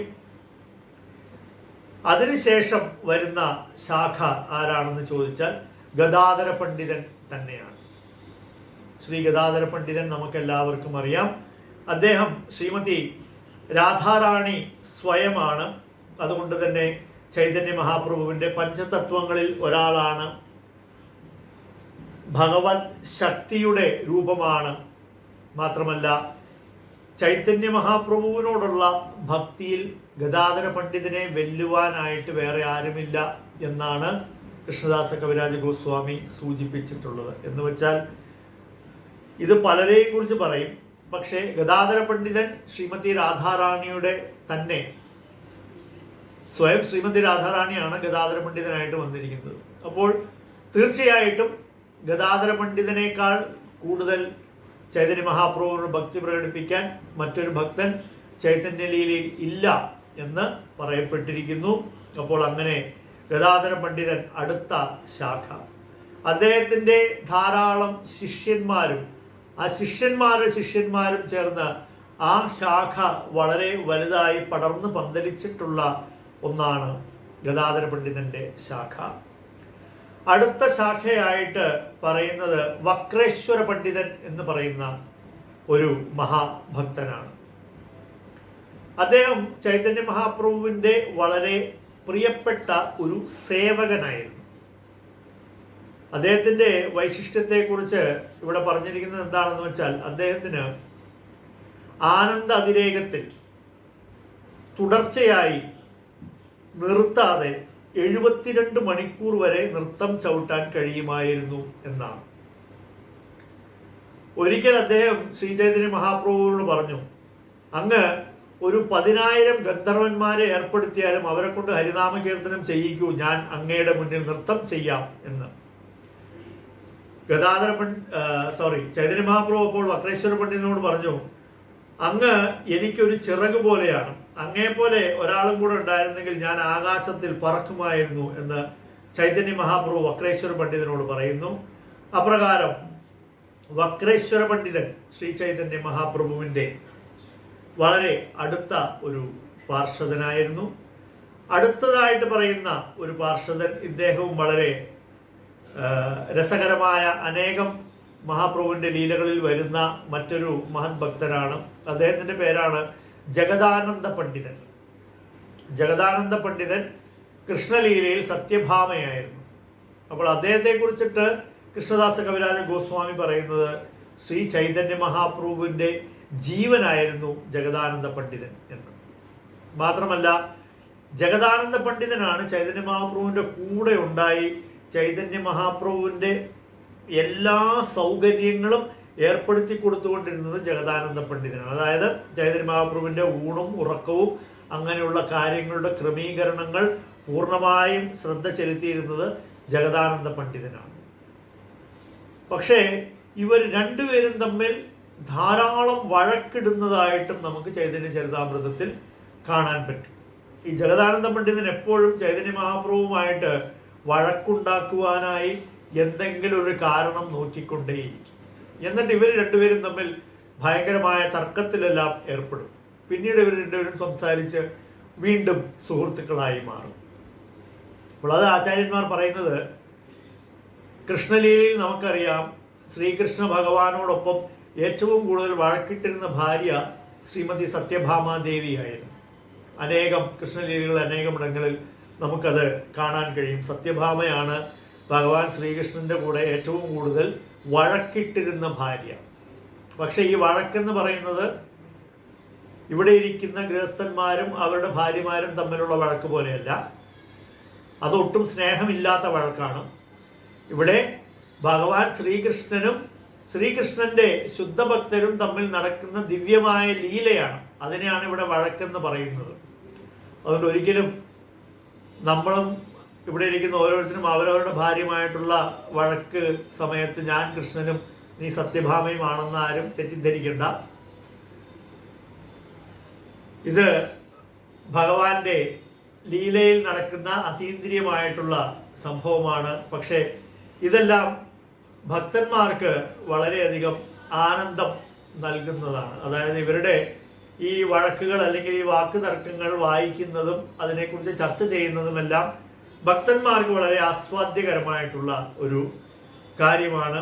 അങ്ങനെ ജഗദാനന്ദ പണ്ഡിതൻ എന്ന് പറയുന്ന ശ്രീ ചൈതന്യ മഹാപ്രഭുവിന്റെ മറ്റൊരു ശാഖ. അടുത്തതായിട്ട് പറയുന്നത് ഒരു അടുത്ത ശാഖയായിട്ട് പറയുന്ന ഭക്തന്റെ പേരാണ് രാഘവ പണ്ഡിതൻ. ഈ രാഘവ പണ്ഡിതനും വ്രജഭൂമിയിലെ ഒരു ഗോപി ധനിഷ്ഠ എന്ന് പറയുന്ന ഒരു ഗോപിയാണ് ഇവിടെ രാഘവ പണ്ഡിതനായിട്ട് വന്നത്. അപ്പോൾ രാഘവ പണ്ഡിതന്റെ കാര്യവും ചൈതന്യ ചരിതാമൃതത്തിന്റെ മധ്യലീലയിലും അന്ത്യലീലയിലും അദ്ദേഹത്തെ കുറിച്ചിട്ട് പറയുന്നുണ്ട്. പ്രധാനമായിട്ടും രാഘവ പണ്ഡിതൻ എന്തിന് പ്രശസ്തനാണ് എന്ന് ചോദിച്ചാൽ, രാഘവേർ ഝാലി എന്ന് പറയുന്ന ഒരു സഞ്ചിയുണ്ട്. അതായത് ചൈതന്യ മഹാപ്രഭു സന്യാസം സ്വീകരിച്ചതിന് ശേഷം സച്ചി മാതാവിൻ്റെ നിർദ്ദേശമനുസരിച്ച് അവിടുന്ന് ജഗന്നാഥപുരിയിലാണ് കൂടുതൽ സമയവും കഴിച്ചു കൂട്ടിയിരുന്നത്. അപ്പോൾ എല്ലാ വർഷവും നവദ്വീപിൽ നിന്ന് ഒരു കൂട്ടം ഭക്തന്മാർ മഹാപ്രഭുവിനെ കാണുവാനും രഥയാത്രയിൽ പങ്കെടുക്കുവാനുമായി നവദ്വീപിൽ നിന്നും യാത്ര ചെയ്ത് ജഗന്നാഥപുരിയിലേക്ക് പോകുമായിരുന്നു. അപ്പോൾ ഓരോ തവണയും ഇവർ പോകുന്ന കൂട്ടത്തിൽ രാഘവ പണ്ഡിതനും പോകുമായിരുന്നു. രാഘവ പണ്ഡിതന്റെ ഒരു സഹോദരി ഉണ്ടായിരുന്നു, ദമയന്തി എന്നു പേരായ രാഘവ പണ്ഡിതന്റെ സഹോദരി. അവർ വളരെ നല്ല ഭക്ഷണം പാചകം ചെയ്യുന്ന ഒരു ഭക്തയായിരുന്നു. അപ്പോൾ രാഘവേര ജാലി, ജാലി എന്ന് പറഞ്ഞാൽ സഞ്ചി. അപ്പോൾ രാഘവേര ജാലി എന്ന് പറഞ്ഞാൽ രാഘവ പണ്ഡിതന്റെ കയ്യിലുള്ള സഞ്ചിക്കകത്ത് ശ്രീ ദമയന്തി എന്ന് പറയുന്ന ആ മഹത് ഭക്ത ചൈതന്യ മഹാപ്രഭുവിന് വേണ്ടിയിട്ട് അനേകം തരത്തിലുള്ള അച്ചാറുകൾ, പെട്ടെന്ന് കേടുവരാത്ത രീതിയിലുള്ള മധുര പലഹാരങ്ങൾ എന്നിങ്ങനെ ഒരു സഞ്ചി നിറയെ ദമയന്തി രാഘവ പണ്ഡിതന്റെ കയ്യിൽ മഹാപ്രഭുവിനുള്ള അനേകം ഭക്ഷണ പദാർത്ഥങ്ങൾ കൊടുത്തയക്കുമായിരുന്നു. ചൈതന്യ മഹാപ്രഭു രാഘവ പണ്ഡിതനെ കാണുമ്പോൾ ചൈതന്യ മഹാപ്രഭു അദ്ദേഹത്തോട് പറയും, അങ്ങ് കഴിഞ്ഞ വർഷം കൊണ്ടുവന്നത് തന്നെ ഇപ്പോഴും കഴിച്ചു തീർന്നിട്ടില്ല. അപ്പോൾ അത്രയും അധികം ദമയന്തി ദേവി ഇപ്രകാരത്തിലുള്ള വളരെ സ്വാദിഷ്ടമായിട്ടുള്ള ഭക്ഷണമെല്ലാം ഉണ്ടാക്കി ചൈതന്യ മഹാപ്രഭുവിന് കൊടുത്തയക്കുമായിരുന്നു. അത് രാഘവ പണ്ഡിതനാണ് കൊണ്ടുപോകുന്നത്. അപ്പോൾ അതാണ് രാഘവ പണ്ഡിതൻ. രാഘവേർ ജാലിയിൽ എന്തെല്ലാം ഉണ്ട് എന്ന് മധ്യലീലയിലെ ഒരു അധ്യായത്തിൽ പൂർണ്ണമായ വിവരണമുണ്ട്. അത് വായിച്ചു കഴിയുമ്പോൾ നമുക്കറിയാം വിദഗ്ധയായ പാചക എന്ന് പറഞ്ഞാൽ ആരാണ് എന്ന ആ ഒരു അധ്യായം വായിക്കുമ്പോൾ നമുക്ക് നല്ലൊരു ബോധ്യമുണ്ടാകും. പാചകത്തിൽ ഞാനൊരു വിദഗ്ധനാണെന്ന് ആരെങ്കിലും ഒക്കെ അഹങ്കരിക്കുന്നുണ്ടെങ്കിൽ മധ്യലീലയിലെ ആ ഒരു അധ്യായം വായിച്ചാൽ ആ അഹങ്കാരം അപ്പോൾ തന്നെ തീർന്നു കിട്ടും. കാരണം ഒരു ഭക്ത എത്രമാത്രം വിധത്തിലുള്ള ഭക്ഷണ പദാർത്ഥങ്ങൾ ചൈതന്യ മഹാപ്രഭുവിന് വേണ്ടി ഉണ്ടാക്കുന്നു. അപ്പോൾ ഇവിടെ നമ്മൾ പറയുന്നത് ആ ഭക്ഷണ പദാർത്ഥത്തിന്റെ വെറൈറ്റി മാത്രമല്ല, എങ്ങനെയൊക്കെയാണ് ഈ ചൈതന്യലീലയിൽ ഉള്ള ഭക്തന്മാർ ചൈതന്യ മഹാപ്രഭുവിനെ ആനന്ദിപ്പിക്കുവാൻ വേണ്ടിയിട്ട് എന്തെല്ലാം തരത്തിലുള്ള കാര്യങ്ങളാണ് അവർ ചെയ്തുകൊണ്ടിരുന്നത് എന്നതിൻ്റെ ഒരു തിരിച്ചറിവും കൂടെയാണ് നമുക്കിതിലൂടെ ഉണ്ടാകുന്നത്. അതുകൊണ്ടാണ് ചൈതന്യ ചരിതാമൃതം വായിക്കുമ്പോൾ രണ്ട് വിധത്തിൽ ഉള്ള രുചിയാണ് അതിനുണ്ടാകുന്നത്. ഒന്ന് എന്ന് വെച്ച് കഴിഞ്ഞാൽ ഏറ്റവും ഉന്നതമായിട്ടുള്ള ഭഗവത് പ്രേമ ഭക്തിയുടെ രുചി. രണ്ടാമത്തെ രുചി എന്ന് പറയുന്നത് ഈ ചൈതന്യ ചരിതാമൃതത്തിൽ ഉടനീളം വർണ്ണിക്കപ്പെട്ടിരിക്കുന്ന മഹാപ്രഭുവിൻ്റെ സങ്കീർത്തനം, മഹാപ്രഭുവിൻ്റെ നൃത്തം, പിന്നെ മഹാപ്രഭുവും ഭക്തന്മാരും ചേർന്ന് പ്രസാദ സേവ എന്ന് പറയുന്ന ആ ഒരു ലീല. മനസ്സിലായില്ലേ? അതും വളരെ രുചികരമായ ഒരു സേവനമാണല്ലോ. അപ്പോൾ ഈ രണ്ട് തലത്തിലുള്ള രുചിയും നുകരാൻ നമുക്ക് കഴിയുന്ന ഒരു മഹത് ഗ്രന്ഥമാണ് ചൈതന്യ ചരിതാമൃതം. പക്ഷേ നമ്മൾ ആദ്യത്തെ കുറേ തവണ ഇത് വായിക്കുമ്പോൾ നമുക്ക് ആകെ ഓർമ്മയുണ്ടാകുന്ന രാഘവേര ജാലിയും മഹാപ്രഭുവിൻ്റെ മഹാസങ്കീർത്തനവും മഹാപ്രകാശവും അങ്ങനെയുള്ള വളരെ ഗംഭീരമായിട്ടുള്ള കുറേ കാര്യങ്ങളാണ്. പക്ഷേ ഇതിൻ്റെ എല്ലാം അന്തർലീനമായിട്ടുള്ള ആ ഭഗവത് പ്രേമഭക്തിയുടെ തത്വം, ആ പരാഖ്യ ഭാവത്തിലുള്ള പ്രേമഭക്തിയുടെ തത്വം ഈ ചൈതന്യ മഹാപ്രഭുവിൻ്റെ ചരിത്രത്തിൽ അടങ്ങിയിട്ടുണ്ട്. അപ്പോൾ അതിനെ ഗ്രഹിക്കുക എന്നുള്ള വളരെ ബുദ്ധിമുട്ടുള്ള ഒരു കാര്യമാണ് നമ്മളെല്ലാവരും ഉദ്യമിക്കേണ്ടത്. ശ്രീ ചൈതന്യ ചരിതാമൃതത്തിൻ്റെ പഠനം അതുകൊണ്ടാണ്, അതും കൂടെയാണ് നമുക്ക് അതിൽ വളരെ പ്രധാനമായിട്ട് നമ്മൾ ശ്രദ്ധിക്കാനുള്ളത്, രാഘവ പണ്ഡിതന് ശേഷം രാഘവ പണ്ഡിതൻ്റെ സഹോദരിയായ ഞാൻ പറയുന്ന ദമയന്തി, അതുപോലെ തന്നെ രാഘവ പണ്ഡിതൻ്റെ കൂടെ തന്നെ ഉണ്ടായിരുന്ന മകരധ്വജഖര എന്ന് പറയുന്ന മറ്റൊരു ഭക്തൻ, അതിനുശേഷം ഗംഗാദാസ പണ്ഡിതൻ എന്ന് പറയുന്ന മറ്റൊരു ഭക്തൻ. അദ്ദേഹത്തിൻ്റെ ഗംഗാദാസ പണ്ഡിതന്റെ പ്രവൃത്തികളെ കുറിച്ചെല്ലാം ഒരുവൻ കേൾക്കുകയാണെങ്കിൽ അവന് ഭൗതിക ബന്ധനത്തിൽ നിന്നും മോചനം നേടാം എന്ന് പറയപ്പെടുന്നു. അതിനുശേഷം ശ്രീ ആചാര്യ പുരന്ദര എന്ന് പറയുന്ന ഭഗവാന്റെ മറ്റൊരു ഭക്തൻ. ഈ ഭക്തനെയും ഭഗവാൻ തൻ്റെ പിതാവായി സ്വീകരിച്ചിരുന്നു. അതിനുശേഷം ദാമോദര പണ്ഡിതൻ എന്ന് പറയുന്ന മറ്റൊരു ഭക്തൻ. ഇദ്ദേഹത്തെ കുറിച്ചിട്ടും കൃഷ്ണദാസ കവിരാജ ഗോസ്വാമി പറയുന്നുണ്ട്, പ്രേമത്തിൽ, ഭഗവത് പ്രേമത്തിൽ വളരെ ഉയർന്ന തലത്തിൽ നിലകൊണ്ടിരുന്ന ഒരു ഭക്തനാണ് ദാമോദര പണ്ഡിതൻ. അദ്ദേഹം ഒരിക്കൽ ഭഗവാനെ വളരെ നിശ്ചിതമായി ശകാരിക്കുകയും അതിലൂടെ ഭഗവാൻ അദ്ദേഹത്തോട് വളരെ സ്നേഹമുണ്ടാവുകയും ചെയ്തു. ഈ ദാമോദര പണ്ഡിതനാണ് പ്രധാനമായിട്ടും മഹാപ്രഭു ശചിമാതാവിന് അയക്കുന്ന സന്ദേശങ്ങൾ ശചിമാതാവിൽ എത്തിച്ചതും ശചിമാതാവ് മഹാപ്രഭുവിന് അയക്കുന്ന സന്ദേശം അങ്ങോട്ടും ഇങ്ങോട്ടും ഒരു സന്ദേശവാഹകനായി സേവനമനുഷ്ഠിച്ച ഒരു ഭക്തനാണ് ദാമോദര പണ്ഡിതൻ. അടുത്തതായിട്ട് വരുന്നത് ശങ്കര പണ്ഡിതൻ എന്ന് പറയുന്ന മറ്റൊരു ഭക്തനാണ്. അദ്ദേഹം ദാമോദര പണ്ഡിതന്റെ തന്നെ ഇളയ സഹോദരനാണ്. അദ്ദേഹം ഭഗവാന്റെ പാതുകയാണ് എന്ന് പറയപ്പെടുന്നു. അടുത്തതായിട്ട് സദാശിവ പണ്ഡിതൻ എന്ന് പറയുന്ന മറ്റൊരു ഭക്തൻ. അദ്ദേഹവും എപ്പോഴും ഭഗവാനെ സേവനം ചെയ്യുവാൻ വേണ്ടിയിട്ട് വളരെ ആകാംക്ഷയോടുകൂടി കാത്തിരുന്ന ഒരു ഭക്തനാണ്. അതുകൊണ്ട് തന്നെ ഒരു തവണ ശ്രീ നിത്യാനന്ദ പ്രഭു ഈ ഭക്തന്റെ വീട്ടിൽ പോവുകയും അവിടെ പ്രസാദം സ്വീകരിക്കുകയും ചെയ്തിട്ടുണ്ട്. അടുത്തതായിട്ട് ഉള്ള ഒരു ഭക്തൻ, അടുത്ത ശാഖ എന്ന് പറയുന്നത് പ്രദ്യുമ്ന മിശ്ര അല്ലെങ്കിൽ പ്രദ്യുമ്ന ബ്രഹ്മചാരി എന്ന് പറയുന്ന ഒരു മഹത് ഭക്തനാണ്. ചൈതന്യ മഹാപ്രഭു പ്രദ്യുമ്ന ബ്രഹ്മചാരിയുടെ പേര് നരസിംഹാനന്ദ ബ്രഹ്മചാരി എന്ന് മാറ്റുകയുണ്ടായി. എന്തുകൊണ്ടെന്നാൽ ഈ ഭക്തൻ നരസിംഹ ഭഗവാന്റെ ഒരു തീവ്ര ഉപാസകനായിരുന്നു. അതായത് ചൈതന്യ മഹാപ്രഭു തന്നെ പറഞ്ഞിരിക്കുന്നത് പ്രദ്യുമ്ന ബ്രഹ്മചാരിയുടെ ഹൃദയത്തിൽ നരസിംഹ ഭഗവാനാണ് വസിക്കുന്നത്, പ്രത്യക്ഷ സാക്ഷാത് നരസിംഹം ഇദ്ദേഹത്തിന്റെ ഹൃദയത്തിൽ വസിക്കുന്നു, അതിനാൽ നിന്റെ പേര് ഞാൻ മാറ്റി നരസിംഹാനന്ദ ബ്രഹ്മചാരി എന്നാക്കി എന്ന് പറയുന്നുണ്ട്. ഈ നരസിംഹാനന്ദ ബ്രഹ്മചാരിയെ കുറിച്ചിട്ട് പറയുമ്പോൾ ഇദ്ദേഹം ചൈതന്യ മഹാപ്രഭു കുരിയ ഗ്രാമത്തിൽ നിന്നും വൃന്ദാവനത്തിലേക്ക് പുറപ്പെട്ടു കഴിഞ്ഞപ്പോൾ നരസിംഹാനന്ദ ബ്രഹ്മചാരി താൻ ഇരിക്കുന്ന ഇടത്തിൽ ഇരുന്നു കൊണ്ട് തന്നെ തൻ്റെ മനസ്സുകൊണ്ട് ചൈതന്യ മഹാപ്രഭുവിന് യാത്ര ചെയ്യാനായിട്ട് ഒരു വഴി വെട്ടി എന്ന് നമ്മൾ ചൈതന്യ ചരിതാമൃതത്തിൽ വായിക്കുന്നുണ്ട്. അതായത് മഹാപ്രഭു കാട്ടിലൂടെ എല്ലാം കല്ലിലും മുള്ളിലും നടന്നു പോകണ്ടെന്ന് വെച്ച് ഇദ്ദേഹം തന്നെ മഹാപ്രഭു പോകുന്ന വഴി എല്ലാം വൃത്തിയാക്കി അത് നല്ല വഴിയാക്കി തൻ്റെ മനസ്സിനുള്ളിൽ. അങ്ങനെ അദ്ദേഹം വഴിയാക്കിക്കൊണ്ടിരുന്നപ്പോഴാണ് അദ്ദേഹത്തിന് മനസ്സിലായത് കുലിയ ഗ്രാമത്തിൽ നിന്നും വൃന്ദാവനത്തിലേക്ക് എന്ന് പുറപ്പെട്ട ചൈതന്യ മഹാപ്രഭു കനായ് നട്ശാല എന്ന് പറയുന്ന സ്ഥലം വരെ മാത്രമേ പോയുള്ളൂ. അത് ഇദ്ദേഹം മഹാപ്രഭുവിനെ മാത്രം ഇങ്ങനെ ധ്യാനിച്ചുകൊണ്ട് മഹാപ്രഭു പോകുന്ന വഴിയെല്ലാം വൃത്തിയായിക്കൊണ്ടിരുന്നപ്പോൾ ഇദ്ദേഹത്തിനാണ് ആദ്യം മനസ്സിലായത് മഹാപ്രഭു ആ ഉദ്യമത്തിൽ അദ്ദേഹം വൃന്ദാവനത്തിൽ എത്തിയില്ല, കനായ് നടശാല എന്ന് പറയുന്ന സ്ഥലം വരെയാണ് അദ്ദേഹം പോയത്. ഇതിൻ്റെ വിശദമായിട്ടുള്ള ലീല നമുക്ക് മധ്യ ലീലയിൽ വരുമ്പോൾ കാണാൻ കഴിയുന്നതാണ്.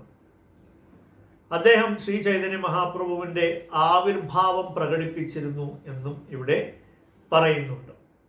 അടുത്തതായിട്ട് നാരായണ പണ്ഡിതൻ എന്ന് പറയുന്ന മറ്റൊരു ഭക്തൻ. അദ്ദേഹവും ശ്രീ ചൈതന്യ മഹാപ്രഭുവിനെ മാത്രം തൻ്റെ ആശ്രയമായി സ്വീകരിച്ച ഒരു ഭക്തനാണ്. അടുത്തതായിട്ട് ശ്രീമാൻ പണ്ഡിതൻ എന്ന് പറയുന്ന മറ്റൊരു ഭക്തൻ. ചൈതന്യ മഹാപ്രഭു രാത്രികാലങ്ങളിൽ നൃത്തം വയ്ക്കുമ്പോൾ അവിടെ വിളക്ക് കത്തിച്ച് പിടിച്ചിരുന്നത് ഈ ഭക്തനാണ്, ശ്രീമാൻ പണ്ഡിതൻ എന്ന് പറയുന്ന ഭക്തൻ. അതിനുശേഷം അടുത്ത ശാഖയായിട്ട് പറഞ്ഞിരിക്കുന്നത് ശുക്ലാംബര ബ്രഹ്മചാരി എന്ന് പറയുന്ന ഒരു ഭക്തനാണ്. അദ്ദേഹം വൃന്ദാവന ലീലയിൽ ദ്വിജപത്നിമാരിൽ ഒരാളായിരുന്നു. ശുക്ലാംബര ബ്രഹ്മചാരി ചൈതന്യ മഹാപ്രഭുവിനോടൊപ്പം അദ്ദേഹം സങ്കീർത്തനം തുടങ്ങുന്ന കാലഘട്ടത്തിൽ മുതലുള്ള ഒരു ഭക്തനാണ്. ഭഗവാൻ ചൈതന്യ മഹാപ്രഭു എന്നിട്ട് അപ്പോൾ നിമായി പണ്ഡിതനായിട്ട് പിന്നീട് അദ്ദേഹം ഗയയിൽ പോയി ദീക്ഷ സ്വീകരിച്ച് വന്നതിന് ശേഷം നവദ്വീപത്തിൽ വന്നിട്ട് അദ്ദേഹം ഈ സങ്കീർത്തന പ്രസ്ഥാനത്തിൽ ഏർപ്പെട്ടിരുന്നപ്പോൾ ഈ ശുക്ലാംബര ബ്രഹ്മചാരിയാണ് ചൈതന്യ മഹാപ്രഭുവിന് വേണ്ടിയിട്ട് ഭക്ഷണം ഉണ്ടാക്കുന്നതും കൊടുക്കുന്നതും എല്ലാം.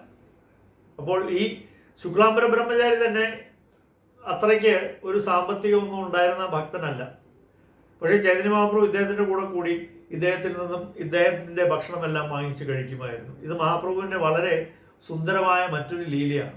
അതായത് തന്നെ മാത്രം ആശ്രയിച്ചിരിക്കുന്ന ഭക്തനെ മഹാപ്രഭു ഇങ്ങനെയും പരീക്ഷിക്കും. ഇത് ശ്രീകൃഷ്ണന്റെയും സ്വഭാവം ഇങ്ങനെ തന്നെയാണ് എന്ന് നമുക്കറിയാവുന്നത് കൊണ്ടിട്ട് ഇത് വലിയൊരു അത്ഭുതമായിട്ട് നമുക്ക് തോന്നുകയില്ല.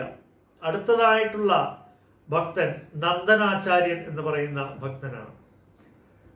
ഇദ്ദേഹത്തിന്റെ ഗൃഹത്തിലാണ് ശ്രീ ചൈതന്യ മഹാപ്രഭുവും നിത്യാനന്ദ പ്രഭുവും ഒളിച്ചിരുന്നത്. നന്ദനാചാര്യന്റെ ഗൃഹത്തിലാണ് ഇവർ രണ്ടുപേരും ഒളിച്ചിരുന്നത്.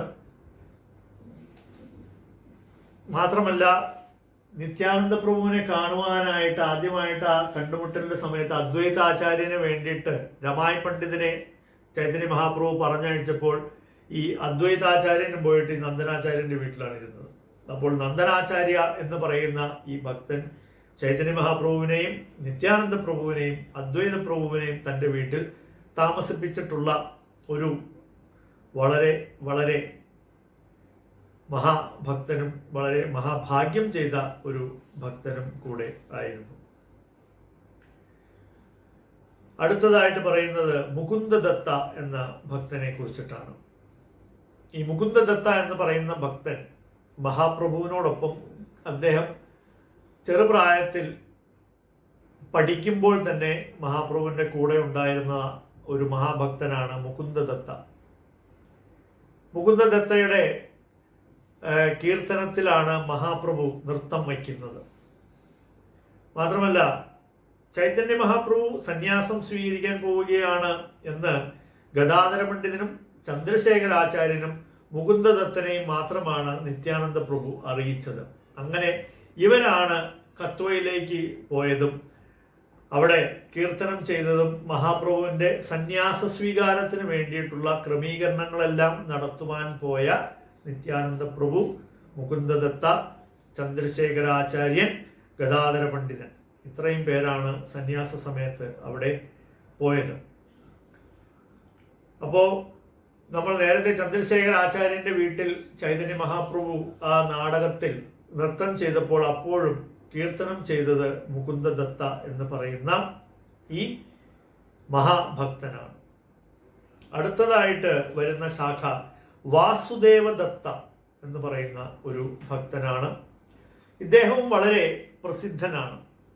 ഇദ്ദേഹത്തെക്കുറിച്ച് പറയുകയാണെങ്കിൽ കൃഷ്ണദാസ കവിരാജ ഗോസ്വാമി പറയുന്നത് 1000 നാവുകൾ കൊണ്ട് പോലും വാസുദേവദത്ത എന്ന് പറയുന്ന ഈ മഹാഭക്തന്റെ ഗുണങ്ങൾ നമുക്ക് പൂർണ്ണമായും പ്രകീർത്തിക്കാൻ കഴിയുകയില്ല.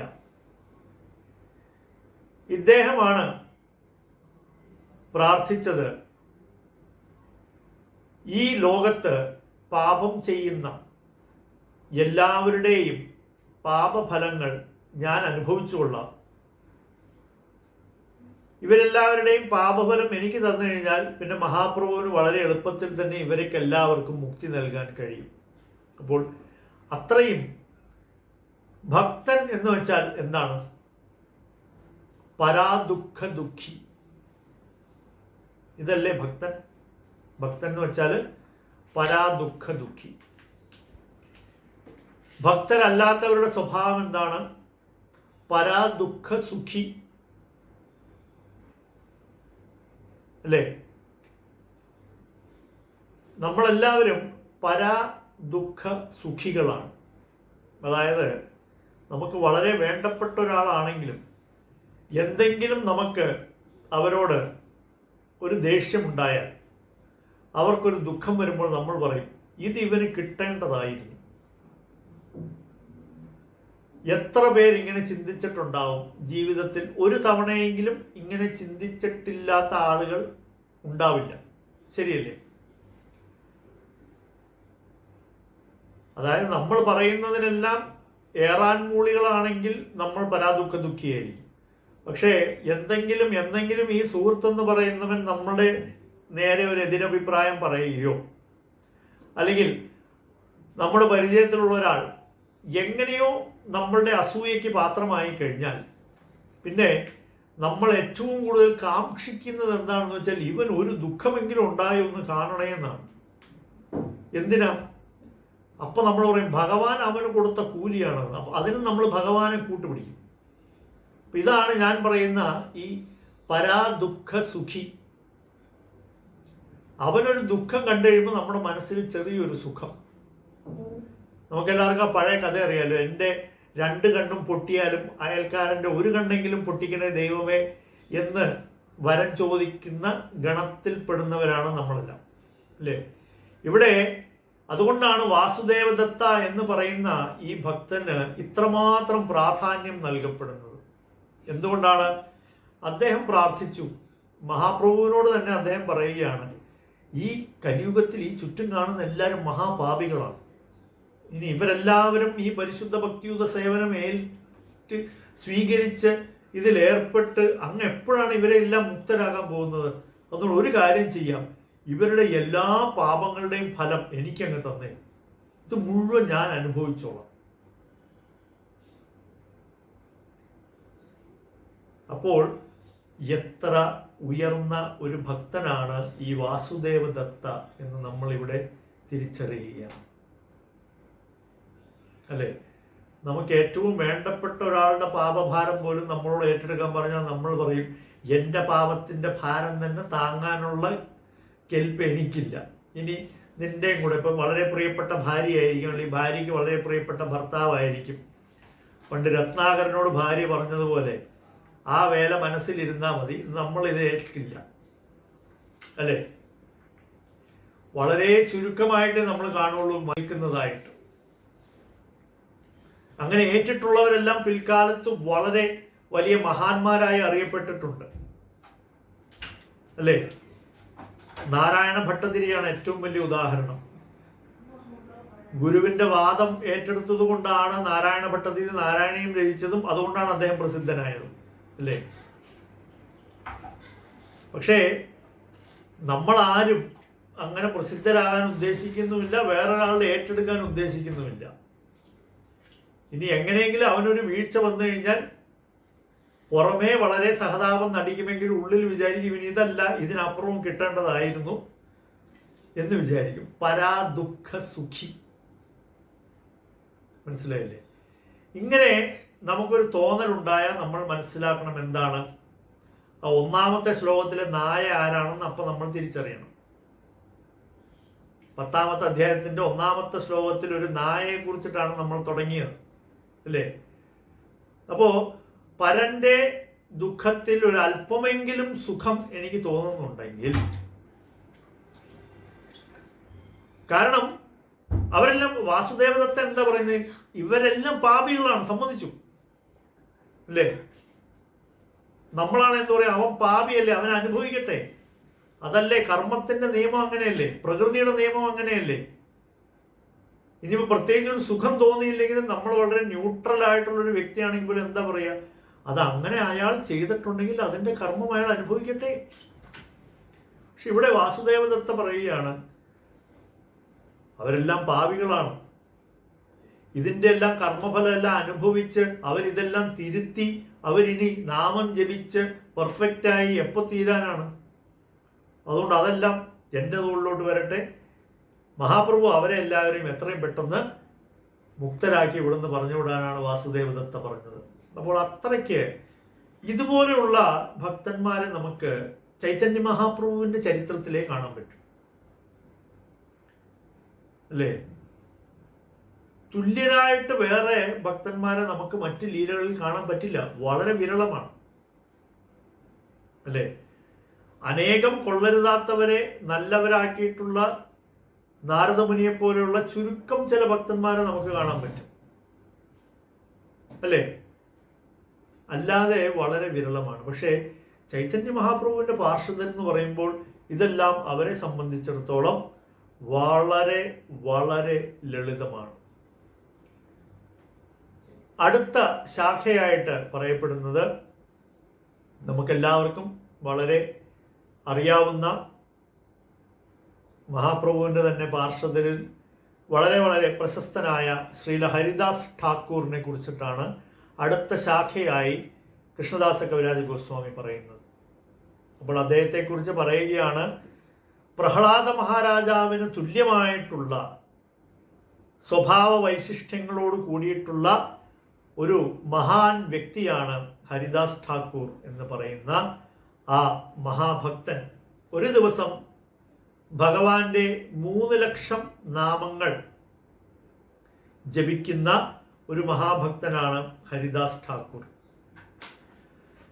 ഹരിദാസ് ഠാക്കൂർ എത്ര മഹാനാണ് എന്നുള്ളതിൻ്റെ ഏറ്റവും വലിയ ഉദാഹരണം എന്താണെന്ന് ചോദിച്ചാൽ, അദ്വൈത ആചാര്യൻ മഹാപ്രഭുവിൻ്റെ പാർഷദന്മാരിൽ എല്ലാ തരക്കാരുമുണ്ട്. നമ്മൾ മനസ്സിലാക്കണം, മഹാപ്രഭുവിൻ്റെ പാർഷദന്മാരിൽ എല്ലാ തരത്തിലുള്ള ആളുകളുണ്ട്. ഉദാഹരണത്തിന് ചൈതന്യ മഹാപ്രഭു അവതരിച്ചത് ബ്രാഹ്മണനായിട്ടാണ്, അല്ലേ? അദ്വൈതാചാര്യൻ അവതരിച്ചതും ബ്രാഹ്മണനായിട്ടാണ്. പഞ്ചതത്വങ്ങൾ 5 പേരും കലിയുഗത്തിൽ അവതരിച്ചത് ബ്രാഹ്മണരായിട്ടാണ്. പക്ഷേ മഹാപ്രഭുവിന്റെ പ്രസ്ഥാനം എന്താണ്? സങ്കീർത്തനം, നാമം, അല്ലേ?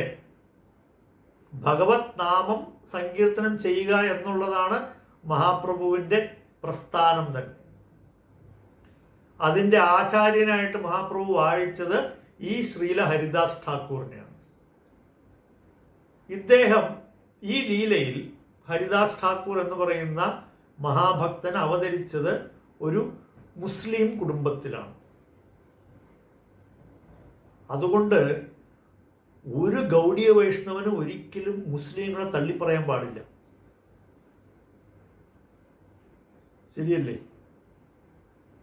ആണോ അല്ലയോ? എന്തുകൊണ്ടാണ്? ഹരിദാസ് ഠാക്കൂർ ജനിച്ചത് ഒരു മുസ്ലിം കുടുംബത്തിലല്ലേ? ഇത് മഹാപ്രഭുവിൻ്റെ ലീലയുടെ എന്താ പറയുക, ഇതിനപ്പുറത്തോട്ട് ഈ തത്വത്തെ മുന്നോട്ട് വയ്ക്കാൻ വേറൊരു മാർഗം നമുക്ക് ചിന്തിക്കാനേ പറ്റില്ല. മുസൽമാനായി ജനിച്ച ഒരു വ്യക്തിയെ കൊണ്ടുപോയിട്ട് ഭഗവത് ദിവ്യനാമത്തിൻ്റെ ആചാര്യനായിട്ട് മഹാപ്രഭു അങ്ങാണ് നാമാചാര്യൻ, അല്ലേ? ഇതിലൂടെ മഹാപ്രഭു എന്താണ് പഠിപ്പിക്കുന്നത്? ആർക്ക് വേണമെങ്കിലും നാമം ജപിക്കാമെന്ന് നമ്മൾ വീണ്ടും വീണ്ടും ഊന്നി പറയുമ്പോൾ നമ്മൾ ചിന്തിക്കേണ്ടത്, നമ്മൾ ദിവസവും പ്രേമധ്വനിയിൽ പറയുന്നതാണ്, നാമാചാര്യ ശ്രീല ഹരിദാസ് ഠാക്കൂർ കി ജയ്, അല്ലേ? അദ്വൈതാചാര്യൻ അദ്ദേഹത്തിൻ്റെ പിതാവിന് ശ്രാദ്ധം മൂട്ടിയ ശേഷം ആ വിഷ്ണുവിന് നൽകുന്ന ഇലയുണ്ട്. ശ്രാദ്ധത്തിന് ആദ്യം വിളമ്പുന്ന ഇല എന്ന് പറയുന്നത് വിഷ്ണുവിന് വിളമ്പുന്ന ഇലയാണ്. അത് ഏറ്റവും മുതിർന്ന ഒരു ബ്രാഹ്മണനാണ് അതിൽ കാല് കഴുകി ഇരുത്തി അത് ഭക്ഷണം കഴിക്കാൻ കൊടുക്കുന്നത്. അപ്പോൾ അത് അദ്വൈതാചാര്യൻ വിളിച്ച് കാല് കഴുകി ഇരുത്തി അത് വിളമ്പിക്കൊടുത്തത് ഹരിദാസ് ഠാക്കൂറിനാണ്. അപ്പോൾ ഇപ്പോൾ അദ്വൈതാചാര്യൻ ഒരു ബ്രാഹ്മണ ശ്രേഷ്ഠനാണ്, ഇല്ലേ? അദ്ദേഹത്തിന് അറിയാത്ത കാര്യങ്ങളൊന്നുമില്ലല്ലോ. ആ അദ്വൈതാചാര്യൻ തൻ്റെ പിതാവിൻ്റെ ശ്രാദ്ധം മൂട്ടുവാൻ പ്രധാനിയായിട്ട് വിഷ്ണുവിന് നിവേദിക്കുന്ന ഇല കൊടുത്തത് ഹരിദാസ് ഠാക്കൂറിനാണ് അദ്ദേഹം മുൻവെച്ചത്. ഹരിദാസ് ഠാക്കൂർ എന്ന് പറയുന്നത് ഒരു മുസ്ലിം നാമമല്ല. അദ്ദേഹം ഹരിയുടെ ദാസനാണ്, അതുകൊണ്ടാണ് ഹരിദാസ്. അതിനുശേഷം ഇദ്ദേഹം ഒരു മുസൽമാനാണ്, ഇദ്ദേഹം ഈ നാമം ജപിക്കുന്നു എന്ന് അറിഞ്ഞ മുസ്ലിമുകൾ ഇദ്ദേഹത്തെ വളരെയധികം ഉപദ്രവിക്കുകയും 28 ചന്തകളിലിട്ട് ഇദ്ദേഹത്തെ ചാട്ടവാറ് കൊണ്ട് അടിക്കുകയും ഒക്കെ ചെയ്തു. പക്ഷേ അതിലൊന്നിലും തന്നെ ഹരിദാസ് ഠാക്കൂർ അചഞ്ചലനായിരുന്നു എന്ന് ചൈതന്യ ചരിതാമൃതം പറയുന്നു. മാത്രമല്ല, ഹരിദാസ് ഠാക്കൂറിൻ്റെ പ്രാധാന്യത്തെക്കുറിച്ച് പറയണമെങ്കിൽ വളരെ ഏറ്റവും ലളിതമായിട്ട് നമുക്ക് പറയാൻ കഴിയുന്നത് ഹരിദാസ് ഠാക്കൂർ തൻ്റെ ജീവൻ ത്യജിച്ചത് ശ്രീ ചൈതന്യ മഹാപ്രഭുവിൻ്റെ മടിയിൽ കിടന്നുകൊണ്ടാണ്. ഹരിദാസ് ഠാക്കൂർ ജീവൻ വെടിയുന്നത് ചൈതന്യ മഹാപ്രഭു അദ്ദേഹത്തെ മടിയിൽ കിടത്തിക്കൊണ്ട് ചൈതന്യ മഹാപ്രഭുവിൻ്റെ മുഖത്തേക്ക് ഇങ്ങനെ നോക്കിക്കൊണ്ടാണ് ഹരിദാസ് ഠാക്കൂർ തൻ്റെ ശരീരം വെടിഞ്ഞത്. മഹാപ്രഭു തൻ്റെ 2 കൈകളിൽ ഹരിദാസ് ഠാക്കൂറിനെ ഉയർത്തിക്കൊണ്ട് എത്രയോ മണിക്കൂർ നേരം കീർത്തനം ചെയ്തു ഹരിദാസ് ഠാക്കൂർ ശരീരം വെടിഞ്ഞതിന് ശേഷം. ചൈതന്യ ലീലയിലുള്ള ഏറ്റവും ഹൃദയസ്പർശിയായിട്ടുള്ള ഭാഗങ്ങളിലൊന്നാണ് ഹരിദാസ് ഠാക്കൂർ തൻ്റെ ശരീരം ഉപേക്ഷിക്കുന്ന ആ ലീല എന്ന് പറയുന്നത്. അപ്പോൾ ഹരിദാസ് ഠാക്കൂർ മഹാപ്രഭുവിന് എത്രയധികം പ്രിയങ്കരനായിരുന്നു എന്നുള്ളതിൻ്റെ ഏറ്റവും വലിയ ഉദാഹരണമാണിത്. അപ്പോൾ ആ ഹരിദാസ് ഠാക്കൂർ ചൈതന്യ മഹാപ്രഭുവിൻ്റെ ഒരു ശാഖയായി അദ്ദേഹം വർത്തിച്ചു. പക്ഷെ ജഗന്നാഥപുരിയിലാണെങ്കിലും ഹരിദാസ് ഠാക്കൂർ വളരെ ഒതുങ്ങിയാണ് ജീവിച്ചിരുന്നത്. ഹരിദാസ് ഠാക്കൂറിന്റെ മറ്റൊരു വലിയ സ്വഭാവം, ഇത് ഞാൻ നേരത്തെ പറഞ്ഞു, ഗൗഡീയ വൈഷ്ണവന്മാരുടെ എല്ലാം ലക്ഷണം എന്ന് പറയുന്നത്, ഗൗഡീയ വൈഷ്ണവൻ എപ്പോഴും തൻ്റെ ശിരസിൽ ചൂടുന്ന ഏറ്റവും അമൂല്യമായ മണി എന്ന് പറയുന്ന അവൻ്റെ വിനമ്രതയാണ്. മനസ്സിലായില്ലേ? അപ്പോൾ ജഗന്നാഥപുരിയിൽ ഹരിദാസ് ഠാക്കൂർ താമസിക്കുമ്പോൾ അദ്ദേഹം ഒരിക്കൽ പോലും ജഗന്നാഥപുരി ക്ഷേത്രത്തിൽ പ്രവേശിക്കാൻ ശ്രമിച്ചിട്ടേ ഇല്ല. കാരണം ജഗന്നാഥപുരിയിൽ നമുക്കറിയാം, ക്ഷേത്രത്തിൽ ഭാരവാഹികൾ മറ്റുള്ളവരെ ആരെയും അനുവദിക്കുകയില്ല, അല്ലേ? ഇതിനെക്കുറിച്ച് പ്രഭുപാദരും ചില പരാമർശങ്ങൾ നടത്തിയിട്ടുണ്ട്. അപ്പോൾ ഒരിക്കൽ പ്രഭുപാദർ തന്നെ പറഞ്ഞു, സാക്ഷാൽ ഹരിദാസ് ഠാക്കൂറിനെ പോലും ഇവർ അനുവദിച്ചിട്ടില്ല അകത്ത്. പിന്നെ എൻ്റെ വിദേശി ഭക്തന്മാരെല്ലാം അവർ അനുവദിക്കാത്തതിൽ പ്രഭുപാദർക്ക് അങ്ങനെ അത് വലിയൊരു കാര്യമായി പ്രഭുപാദർ എടുത്തില്ല. കാരണം സാക്ഷാത് ഹരിദാസ് ഠാക്കൂറിനെ പോലും ഇവർ അനുവദിച്ചിട്ടില്ല. ചൈതന്യ മഹാപ്രഭുവിൻ്റെ അപ്പോൾ ഹരിദാസ് ഠാക്കൂർ ചൈതന്യ മഹാപ്രഭുവിനോട് പറയും, എനിക്ക് ഉള്ളിലിരിക്കുന്ന ജഗന്നാഥനെ ഞാൻ ദിവസവും പുറത്ത് കണ്ടുകൊണ്ടിരിക്കുകയല്ലേ, എനിക്ക് പിന്നെ എന്തിന് പ്രത്യേകിച്ച് ജഗന്നാഥനെ ദർശിക്കണം? ആ ജഗന്നാഥൻ തന്നെയല്ലേ എൻ്റെ മുന്നിലിരിക്കുന്നത്, അപ്പോൾ പിന്നെ എനിക്കെന്തിനാ ജഗന്നാഥൻ്റെ ദർശനം? അപ്പോൾ ഹരിദാസ് ഠാക്കൂർ അത്രയും, ഞാൻ കൂടുതൽ പറയാത്ത എന്തുകൊണ്ടാണെന്ന് വെച്ചാൽ, മധ്യലീലയിലെല്ലാം ഹരിദാസ് ഠാക്കൂറിൻ്റെ ലീലകൾ നമ്മളിനി അനേകം ഇത് വായിക്കാനിരിക്കുകയാണ്. അപ്പോൾ ഇവിടെ ഈ 10ാമത്തെ അധ്യായം എന്ന് പറയുന്ന ഇവരെല്ലാം വളരെ ബ്രീഫായിട്ട് 1-1.5 ശ്ലോകം കൊണ്ട് മാത്രം ഇൻട്രൊഡ്യൂസ് ചെയ്തിരിക്കുകയാണ് ആര്? കൃഷ്ണദാസ കവിരാജ ഗോസ്വാമി. അപ്പോൾ ആ പറയുന്ന ഹരിദാസ് ഠാക്കൂർ, അടുത്തതായി പറയുന്നത് കുലീന ഗ്രാമം എന്ന് പറയുന്ന സ്ഥലത്ത് ചൈതന്യ മഹാപ്രഭുവിൻ്റെ കുറെ ഭക്തന്മാരുണ്ടായിരുന്നു. കുലീന ഗ്രാമത്തെ കുറിച്ചിട്ട് ശ്രീ ചൈതന്യ മഹാപ്രഭു തന്നെ പറയുന്നുണ്ട്. ഇവിടെയും വളരെ രസകരമാണ്. കുലീന ഗ്രാമത്തെ കുറിച്ചിട്ട് ചൈതന്യ മഹാപ്രഭു പറയുന്നു, കുലീന ഗ്രാമത്തിലെ ഓരോ നായയും എൻ്റെ അടുത്ത സുഹൃത്താണ്. എന്നിട്ട് മഹാപ്രഭു പറയുകയാണ്, കുലീന ഗ്രാമത്തിൽ പന്നികളെ മേയ്ക്കുന്നവർ പോലും ഹരേ കൃഷ്ണ മഹാമന്ത്രമായിരിക്കും ജപിച്ചുകൊണ്ടിരിക്കുക. കാരണം കുലീന ഗ്രാമം എന്ന് പറയുന്ന ആ ഗ്രാമത്തിലെ ഓരോ ഗ്രാമവാസിയും ചൈതന്യ മഹാപ്രഭുവിനെ തങ്ങളുടെ ആത്മാവിൽ, ഹൃദയത്തിൽ കുടിയിരുത്തിയിരുന്നവരാണ്. അതിലെ ഏറ്റവും പ്രധാനിയായിരുന്നു സത്യരാജ ഖാൻ എന്ന് പറയുന്ന ആ ഭക്തൻ. അദ്ദേഹത്തിന് ഹരിദാസ് ഠാക്കൂറിൽ നിന്ന് തന്നെ നേരിട്ട് അദ്ദേഹത്തിന് വളരെയധികം കാരുണ്യം ലഭിച്ചിട്ടുണ്ട് എന്ന് കൃഷ്ണദാസ കവിരാജ ഗോസ്വാമി ചൂണ്ടിക്കാണിക്കുന്നു. ജഗന്നാഥ ഭഗവാൻ ഉപയോഗിക്കുന്ന പട്ടുകൊണ്ടുള്ള കയറ് നൽകിയിരുന്നത് സത്യരാജ ഖാനാണ്. സത്യരാജ ഖാന്റെ കൂടെ ഉണ്ടായിരുന്നവർ രാമാനന്ദ, യദുനാഥ, പുരുഷോത്തമ, ശങ്കര, വിദ്യാനാഥ, വാണിനാഥ വസു എന്നിവരെല്ലാം ഈ കുലീന ഗ്രാമത്തിലെ വാസികളായിരുന്നു. ഈ സത്യരാജ ഖാനും ഭഗവാനും തമ്മിലുള്ള കണ്ടുമുട്ടലിലാണ് നമ്മൾ വൈഷ്ണവനെ കുറിച്ചിട്ടുള്ള നിർവചനം, നമ്മളിത് നേരത്തെയും പഠിച്ചിട്ടുള്ളതാണ്, അതുകൊണ്ട് ഞാൻ ഇതിലേക്ക് കൂടുതൽ കടക്കുന്നില്ല. സത്യരാജ ഖാൻ ഒരിക്കൽ പോയപ്പോൾ മഹാപ്രഭുവിനോട് ചോദിച്ചു, ആരാണ് വൈഷ്ണവൻ? മഹാപ്രഭു പറഞ്ഞു, ഒരു തവണ ഭഗവാന്റെ നാമം ഉച്ചരിക്കുന്നവനാണ് വൈഷ്ണവൻ. അടുത്ത വർഷം സത്യരാജ ഖാൻ മഹാപ്രഭുവിനെ കണ്ടപ്പോൾ ചോദിച്ചു, ആരാണ് വൈഷ്ണവൻ? മഹാപ്രഭു പറഞ്ഞു, എല്ലായ്പ്പോഴും ഭഗവാന്റെ നാമം മാത്രം ജപിച്ചുകൊണ്ടിരിക്കുന്നവനാണ് വൈഷ്ണവൻ. മൂന്നാമത്തെ വർഷം സത്യരാജ ഖാൻ മഹാപ്രഭുവിനോട് ചോദിക്കുന്നു, മഹാപ്രഭു ആരാണ് വൈഷ്ണവൻ? മഹാപ്രഭു പറഞ്ഞു, ഏതൊരുവനാണോ മറ്റൊരുവനെ ഹരേ കൃഷ്ണ മഹാമന്ത്രം ജപിപ്പിക്കുന്നത് അവനാണ് വൈഷ്ണവൻ എന്ന് പറഞ്ഞു. ഇത് വളരെ രസകരമായിട്ടുള്ള ലീലയാണ്. ഇത് വളരെ ഡീറ്റെയിൽ ആയിട്ട് നമ്മൾ പിന്നീട് കാണുന്നത് കൊണ്ടിട്ട് ഞാൻ ജസ്റ്റ് ഇത്രയും പറഞ്ഞ് ഇതിനെയും ഇവിടെ പറയുകയാണ്. അതിനുശേഷം വരുന്ന ഭഗവാന്റെ ശാഖയായിട്ട് ഇവിടെ പറയപ്പെടുന്നത് മുരാരി ഗുപ്ത എന്ന് പറയുന്ന മഹത് വ്യക്തിയാണ്. മുരാരി ഗുപ്ത ശ്രീ ചൈതന്യ മഹാപ്രഭുവിൻ്റെ വളരെ അടുത്ത ഒരു സേവകനായിരുന്നു. അദ്ദേഹം ഒരു വൈദ്യനായിരുന്നു. മുരാരി ഗുപ്ത ഒരു വൈദ്യനായി അദ്ദേഹം ആളുകളെ ചികിത്സിച്ച് അതിൽ നിന്നും കിട്ടുന്ന വരുമാനം കൊണ്ടിട്ട് തൻ്റെ ഗൃഹസ്ഥത്തെ നല്ല രീതിയിൽ കൊണ്ടുപോയിക്കൊണ്ടിരുന്ന ഒരു ഗൃഹസ്ഥനാണ്. ഈ മുരാരി ഗുപ്ത യഥാർത്ഥത്തിൽ ശ്രീരാമചന്ദ്ര ലീലയിലെ ഹനുമാനാണ്. അതുകൊണ്ട് തന്നെ മഹാപ്രഭുവിൻ്റെ മഹാപ്രകാശ ലീലയിൽ ചൈതന്യ മഹാപ്രഭു മുരാരി ഗുപ്തയ്ക്ക് മാത്രം ശ്രീരാമചന്ദ്രന്റെ രൂപം കാട്ടിക്കൊടുത്തു. ഒരിക്കൽ ചൈതന്യ മഹാപ്രഭുവിന് വായുകോപം ഉണ്ടായപ്പോൾ മുരാരി ഗുപ്തയുടെ വീട്ടിലേക്കാണ് പോയത് ചികിത്സയ്ക്കായിട്ട്. എന്നിട്ട് മുരാരി ഗുപ്ത ജലം കുടിക്കുന്ന ജലപാത്രത്തിൽ നിന്ന് മഹാപ്രഭു ജലമെടുത്ത് കുടിച്ചിട്ട് പറഞ്ഞു, ഇപ്പോൾ എൻ്റെ വായുകോപം ശമിച്ചു എന്ന് പറഞ്ഞു. അപ്പോൾ ഇത് മഹാപ്രഭുവിൻ്റെ മറ്റൊരു ലീലയായിരുന്നു. അതായത് മഹാപ്രഭു എല്ലായ്പ്പോഴും തൻ്റെ ഭക്തന്മാരെ ഉയർത്തി കാണിച്ചത് ഇങ്ങനെയെല്ലാമാണ്.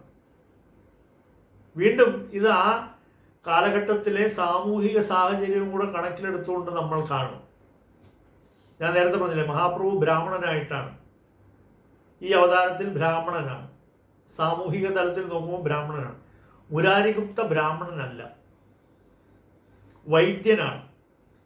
അപ്പോൾ വൈദ്യന്റെ അടുത്ത് പോയാൽ മരുന്ന് മേടിച്ചുകൊണ്ട് വന്ന് മരുന്ന് മാത്രമേ ബ്രാഹ്മണർ കഴിക്കുകയുള്ളൂ. അപ്പോൾ ഭഗവാൻ എന്താ ചെയ്തത്? അവിടെ പോയി മുരാരി ഗുപ്തയോട് പറഞ്ഞു, എനിക്ക് വായുകോപമാണ് എന്ന് പറഞ്ഞിട്ട് മരുന്ന് തരണം എന്ന് മുരാരി ഗുപ്തയോട് ചോദിച്ചില്ല. അവിടെ മുരാരി ഗുപ്ത ജലം കുടിക്കുന്ന പാത്രം എടുത്തിട്ട് അതിൽ നിന്ന് ജലം കുടിച്ചിട്ട് പറഞ്ഞു, ഇപ്പോൾ കുഴപ്പമില്ല, ശരിയായി, ഞാൻ പോവാം. അപ്പോൾ മുരാരി ഗുപ്തയുടെ ജലപാത്രത്തിൽ നിന്നും ജലം കുടിക്കുവാൻ വേണ്ടി മഹാപ്രഭു കണ്ടെത്തിയ ഒരു തക്കമായിരുന്നു ഈ വായുകോപം. അപ്പോ ഇത് ഭഗവാൻ ഭക്തന് പ്രീതികരമായിട്ട്, അതായത് ഭഗവാന്റെ ഏറ്റവും വലിയ ഒരു ഗുണം എന്ന് പറഞ്ഞിട്ടുണ്ടെങ്കിൽ ഭഗവാൻ എല്ലായ്പ്പോഴും ചിന്തിക്കുന്നത് എങ്ങനെ ഭക്തന് എന്നോടുള്ള സ്നേഹം കൂടുതൽ തീവ്രമാക്കാൻ പറ്റും. ഇത് ഭഗവാനും ഭക്തനും തമ്മിലുള്ള ഒരു മത്സരമാണ്. ഭക്തൻ ചിന്തിക്കുന്നത് എന്താണ്? എങ്ങനെയാണ് ഭഗവാൻ എൻ്റെ മേലുള്ള എന്നോടുള്ള സ്നേഹം കൂടുതൽ എനിക്ക് തീവ്രമാക്കാൻ പറ്റുക എന്ന് ഭഗവാനും, എപ്രകാരം ഞാൻ ഭഗവാനെ എപ്രകാരം കൂടുതൽ സന്തോഷപ്പെടുത്തും എന്ന് മാത്രം ചിന്തിക്കുന്നവനാണ് ഭക്തൻ. ഭഗവാൻ അപ്പോൾ അങ്ങനെ ചിന്തിക്കുന്ന ഭക്തനെ കുറിച്ചിട്ട് ഭഗവാൻ ചിന്തിക്കുന്നത് എന്താണ്? എങ്ങനെയാണ് എനിക്ക് ഇവനെ കൂടുതൽ, അതായത് ഞാൻ ഇവരിൽ പ്രീതിപ്പെട്ടിരിക്കുന്നു എന്ന് ഇവന് മനസ്സിലാവുകയും വേണം, മറ്റുള്ളവർക്ക് മനസ്സിലാകണം. ഭഗവാന്റെ ഇത് നമ്മൾ എല്ലായ്പ്പോഴും മനസ്സിലാക്കേണ്ട ഒരു കാര്യമാണ്. ഭഗവാന്റെ ഒരു ലീലയിലൂടെ ഭഗവാൻ അനേക കാര്യങ്ങൾ സാധിക്കും. നമുക്ക് ഒരു കോർണറിൽ നിന്ന് നോക്കുമ്പോൾ ഭഗവാൻ ആ ലീലയിൽ ഒരു വിഷയം സാധിച്ചതായിട്ട് തോന്നും. വേറൊരു ആംഗിളിൽ നിന്ന് നോക്കുമ്പോൾ ആ ലീലയിൽ വേറൊരു കാര്യം ഭഗവാൻ സാധിച്ചതായിട്ട് തോന്നും. വേറൊരു ആംഗിളിൽ നിന്ന് നോക്കുമ്പോൾ ഭഗവാൻ വേറൊരു കാര്യം സാധിച്ചതായിട്ട് നമുക്ക് തോന്നും. ഇത് ഭഗവാന് മാത്രം പറ്റുന്ന ഒരു കാര്യമാണ്, അല്ലേ? നമ്മളെന്ന് പറഞ്ഞാൽ ഒരു കാര്യം ചെയ്താൽ ഒരു ലക്ഷ്യം സാധിക്കാൻ വേണ്ടിയിട്ട് മാത്രമായിരിക്കും ചെയ്യുന്നത്. എന്തുകൊണ്ടാണ്? നമ്മുടെ ബുദ്ധിവൈഭവം അത്രയേ ഉള്ളൂ. അപ്പോൾ നമുക്ക് ഒരു സമയത്ത് ഒരു കാര്യം, അല്ലെങ്കിൽ ഒരു സമയത്ത് കൂടിപ്പോയാൽ 2 കാര്യം, 3 കാര്യമൊക്കെ ചെയ്താൽ 3 കാര്യവും പരാജയപ്പെടുന്നതിൽ സംശയമേ വേണ്ട, അല്ലേ? മോഡേൺ മാനേജ്മെന്റ് പറയും മൾട്ടി ടാസ്കിംഗ് എന്ന് പറയും. എന്ന് വെച്ചാൽ അവന് കാര്യമായ ജോലി ഇല്ലെന്നാണ് എൻ്റെ അർത്ഥം. ഇല്ലെങ്കിൽ ഒരു ടാസ്ക് പോലും ഒരു സമയത്ത് ചെയ്യാനുള്ള ബുദ്ധിവൈഭവമൊക്കെ മനുഷ്യർക്കുള്ളൂ. പക്ഷേ ഭഗവാന്റെ ലീല എന്ന് പറയുമ്പോൾ ഭഗവാൻ നമ്മൾ കാണുമ്പോൾ ഭഗവാൻ ഒരു കാര്യം ചെയ്യുന്നത് പോലെ തോന്നും, പക്ഷെ അതിലൂടെ അനേകം കാര്യങ്ങൾ. അപ്പോൾ മുരാരി ഗുപ്തയെ തന്നോട് കൂടുതൽ അടുപ്പിക്കുക, മറ്റ് കാണുന്നവർക്ക് സിദ്ധമാക്കി കൊടുക്കുക. എങ്ങനെയാണ് ഭഗവാൻ തൻ്റെ ഭക്തനിൽ സംപ്രീതനായാൽ എന്തെല്ലാം ചെയ്യും. വേണ്ടി വന്നാൽ ഭക്തന് വേണ്ടിയിട്ട് ഞാൻ തേരാളിയുമാകും, അല്ലേ? നമ്മൾ വിചാരിക്കും കൃഷ്ണൻ അർജുനന്റെ തേരാളിയായല്ലോ, അല്ലേ? കൃഷ്ണൻ അർജുനന്റെ തേരാളിയായി നമ്മൾ സീരിയലൊക്കെ കാണുമ്പോൾ കൃഷ്ണൻ ഫുൾ മേക്കപ്പ് ഒക്കെ ഇട്ടിരിക്കുന്നു, കുതിര ഇങ്ങനെ പിടിച്ച് സിമ്പിളായിട്ട് ഓടിക്കുന്നു, ഇതാണ് നമ്മൾ കാണുന്നത്.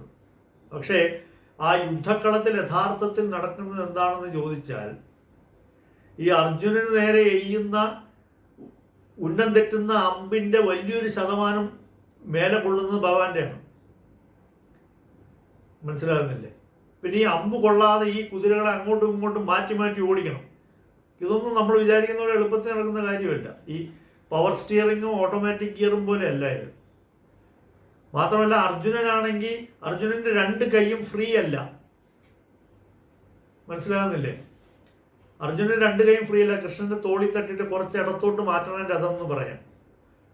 അപ്പൊ അർജുനൻ ഇടതുകാലം കൊണ്ട് ചവിട്ടിയാൽ ഭഗവാൻ ഇടത്തോട്ട് പായിക്കും.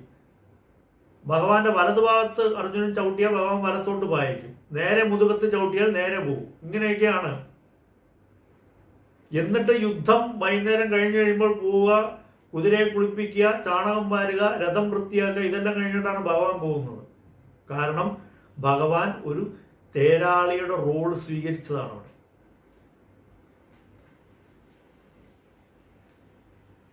അപ്പൊ അതിലൂടെ ഭഗവാൻ എന്താണ് കാണിക്കുന്നത്? എൻ്റെ ഭക്തന് ഒരു തവണ ഞാൻ ഭക്തന്റെ ഭക്തിക്ക് കീഴ്പ്പെട്ട് കഴിഞ്ഞാൽ പിന്നെ ഞാൻ എന്തും ചെയ്യും. മനസ്സിലായില്ലേ? അതാണ് മുരാരി ഗുപ്തയുടെ ജലപാത്രത്തിൽ നിന്നും ജലമെടുത്ത് കുടിച്ചിട്ട് എൻ്റെ അസുഖം മാറി. അപ്പൊ ഇങ്ങനെ മഹാപ്രഭുവിന്റെ ഓരോ ലീലകളിലും വളരെ അന്തർലീനമായിട്ട് എപ്രകാരമാണ് ഭഗവാൻ തൻ്റെ ഭക്തന്മാരെ സന്തോഷപ്പെടുത്തുക എന്നുള്ളത് നമ്മളിവിടെ കാണുകയാണ്. അടുത്ത ശാഖയായിട്ട് പറയുന്നത് ശ്രീമാൻ സേന എന്ന് പറയുന്ന മഹാഭക്തൻ. അദ്ദേഹത്തിനും ശ്രീ ചൈതന്യ മഹാപ്രഭുവിന്റെ പാദപത്മങ്ങളല്ലാതെ മറ്റൊന്നുമേ അറിയുമായിരുന്നില്ല. അടുത്തതായിട്ട് വരുന്ന ശാഖ ഗദാധരദാസൻ എന്ന് പറയുന്ന ഭക്തനാണ്. ഗദാധരദാസൻ എന്ന് പറയുന്ന ഭക്തൻ ഗദാധര പണ്ഡിതൻ ശ്രീമതി രാധാറാണിയും ഗദാധരദാസൻ എന്ന് പറയുന്നത് ചന്ദ്രകാന്തി എന്ന് പറയുന്ന ഒരു ഗോപിയാണ് എന്ന് പറയപ്പെടുന്നു. ഗദാധരദാസൻ വളരെ വിദഗ്ധനായ ഒരു പ്രീച്ചറായിരുന്നു. എന്ന് പറഞ്ഞാൽ ഗദാധരദാസന്റെ ഗുണം എന്ന് പറയുന്നത് മുസൽമാന്മാരെ കൊണ്ട് പോലും അദ്ദേഹം നാമം ജപിപ്പിക്കുമായിരുന്നു അത്രേ. ചൈതന്യ മഹാപ്രഭു ചെയ്തതുപോലെ തന്നെ ഈ ഗദാധരദാസൻ ഒരു ദിവസം ഒരു കാസിയുടെ അടുത്ത് പോയിട്ട് കാസിയോട് പറഞ്ഞു, അല്ലയോ കാസി, നിങ്ങൾ ഹരേ കൃഷ്ണ ജപിക്കൂ എന്ന് പറഞ്ഞു. അപ്പൊ കാസി പറഞ്ഞു, ഞാൻ ഹരേ കൃഷ്ണ നാളെ ജപിച്ചോളാം എന്ന് പറഞ്ഞു. ഇത് കേട്ട ഉടൻ ഗദാധര പണ്ഡിതൻ ഉടൻ തന്നെ ആനന്ദത്തിൽ നൃത്തം ചവിട്ടി തുടങ്ങി. എന്താന്ന് മനസ്സിലായോ? ഗദാധരദാസൻ ആനന്ദ നൃത്തം ചവിട്ടിയപ്പോ കാസി ചോദിച്ചു, ഇയാൾ എന്തിനാ കിടന്നിട്ട് നൃത്തം ചവിട്ടുന്നത്? അപ്പൊ ഗദാധരദാസൻ പറഞ്ഞു, നിങ്ങൾ ഹരേ കൃഷ്ണ പറഞ്ഞല്ലോ. കാസി എന്താ പറഞ്ഞത്? ഞാൻ ഹരേ കൃഷ്ണ നാളെ ജപിച്ചോളാം എന്നാ പറഞ്ഞത്. അപ്പോൾ കാസിയുടെ വായിൽ നിന്നും ഹരേ കൃഷ്ണ എന്ന് കേട്ട ഉടൻ തന്നെ ഗദാധരദാസൻ ആനന്ദം കൊണ്ട് നൃത്തം ചവിട്ടാൻ തുടങ്ങി. അപ്പോൾ ഇതൊക്കെ എന്താ പറയുക, ഭഗവാന്റെ ശുദ്ധഭക്തന്മാരിൽ നമ്മൾ കാണുന്ന വളരെ വിശിഷ്ടമായിട്ടുള്ള ലീലകളാണ്.